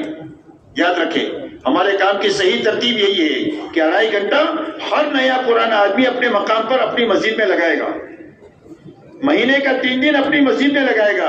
اوپر کا جتنے پڑھانے والا ہے وہ دوسرا وقت مشورے سے لگائے گا. باقی 3 دن اپنی مسجد میں لگائے گا، 2.5 گھنٹے اپنی مسجد میں لگائے گا. اور لگانے کی ترتیب میرے دوستو یہ ہے کہ ہر آدمی 2-2 جوڑی بنا کر 50-60 گھر دے دے، تاکہ 1 مہینہ ہوتے ہوتے وہ 60 گھروں میں جتنے بالغ مرد رہتے ہیں ان سب کی ملاقات ہونی چاہیے. اور ملاقات میں ہر ایک کو ایمان، آخرت اور دین سمجھانا چاہیے. اور اس کی تشکیل 3 دن سے لے کر چلہ 4 مہینے تک کی اس کی تشکیل کرنا چاہیے. اور اس کے لیے تشکیل نہیں ہو سکی تو اس کو مقامی کام کے کسی نہ کسی عمل کی تشکیل کرنا چاہیے. کہ کوئی بات نہیں، آپ مشورے میں ہمارے ساتھ بیٹھ جایا کرو، یہ ہماری تعلیم ہوتی ہے فلاں وقت میں اس پہ بیٹھ جایا کرو۔ کسی بھی عمل سے مسلمان کا جوڑ ہو جائے گا تو عمل اس کو آگے بڑھا دے گا۔ اس لیے میرے دوستو، ہمارے یہاں مقامی کام صحیح ہوگا 2.5 گھنٹہ صحیح کرنے سے اور 3 دن صحیح کرنے سے، ہمارے پوری اوپر تک کی جتنی جماعتیں ہیں ان کا نظام اللہ تعالیٰ صحیح فرما دیں گے اور مکمل کر دیں گے، اور جب کام پورا ہوگا اور صحیح ہوگا تو اس کا نفع پورا ملے گا۔ دنیا میں کوئی بھی کام ایسا نہیں ہے کہ ادھورا کرنے سے نفع ملتا ہو، کہ وہ ہے کوئی کام، یا غلط کرنے سے نفع ملتا ہو، ہے کوئی کام، یا صرف کام نہ کرے باتیں کرنے سے نفع ملتا ہو کہ وہ ہے ایسا کوئی کام نہیں ہے۔ جب ہر سے نفع اٹھانے کے لیے صحیح کرنا اور پورا کرنا، صحیح کرنے اور پورا کرنے کی یہی بنیادیں ہیں۔ وقت پورا ہونا چاہیے، اعمال پورے ہونا چاہیے، کرنے بچنے کے ساتھ وقت لگانا ہے، جماعت نکالنے کی محنت کے ساتھ وقت لگانا ہے، مسجد وار جماعت بنانے کی محنت کے ساتھ وقت لگانا ہے، بنی ہوئی جماعت کو کام پر لگانے کی محنت کے ساتھ وقت لگانا ہے، رات کو نماز دعا میں اور آہوزاری میں لگانا ہے۔ ہر جانے والی جماعت کو یہی باتیں سمجھانی ہے، واپسی میں اسی کی کارگزاری لینا ہے، تاکہ ہمارا کام جتنا بھی ہو رہا ہے وہ صحیح ہو جائے۔ جتنا ہو سکتا ہے اس کو سامنے رکھ کر کام کو سوچنا، جتنا ہو رہا ہے وہ صحیح ہو جائے، پورا ہو جائے۔ جتنا ہو سکتا ہے اس کو سامنے رکھ کر کام کو سوچنا۔ کتنا ہو سکتا ہے بھائی؟ جہاں آپ عملہ دیکھیں، ہر مسجد کے اطراف میں کتنا عملہ ہے، جن کا سال لگا ہے، 4 مہینہ لگا ہے، 7 مہینے لگے ہیں، چلہ لگا ہے، وہ ہمارا عملہ ہے۔ وہ سارا عملہ کام کرتے ہوئے اپنی دنیا میں لگنا چاہیے، یہی محنت کی صحیح شکل ہے۔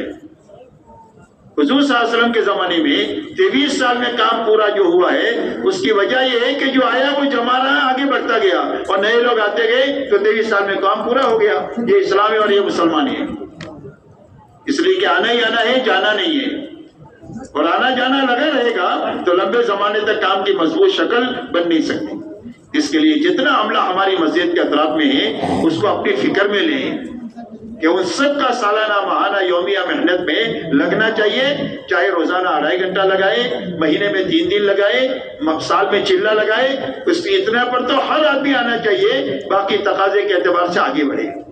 تو اس کے لیے اس عملے کو سامنے رکھ کر کام کو سوچے کہ اگر وہ عملہ سارا وقت لگا دے تو کتنی جماعتیں بن سکتی ہے۔ اس کے معنی ہے اس کو سامنے رکھ کر سوچنا۔ روزانہ کی محنت میں شامل ہو جائے تو روزانہ کی محنت کا کیا انداز ہو سکتا ہے؟ کوئی بھی مسلمان بے نمازی نہیں رہ سکتا اگر سارے ساتھی ہمارے صحیح کام کرنے لگ جائے تو اس کے لیے عملے کو سامنے رکھ کر کام کو سوچنا، اپنے بس کی محنت لگانا، دعا کی طاقت لگانا۔ تیسری چیز یہ ہے کہ اپنی منزل صحابہ کو بنانا کہ ہمیں اس محنت سے کہاں جانا ہے، وہاں جانا ہے، صحابہ تھے، اس کو منزل بنا کر چلنا شروع کریں گے تو اللہ پہنچا دیں گے تو بھی کامیاب ہوئے، اور نہیں پہنچے راستے میں مر جائیں گے تو بھی کامیاب ہو جائیں گے۔ اللہ کے جادو دہیش کا یہ نظام ہے۔ ایک آدمی نے حفظ شروع کیا، حافظ بننے سے پہلے مر گیا تو اللہ اس کو حافظ اٹھائیں گے۔ ایک آدمی حج کے لیے لاہور سے نکلا احرام باندھ کر اور ایئرپورٹ پر مر گیا، اللہ اس کو حاجی اٹھائیں گے۔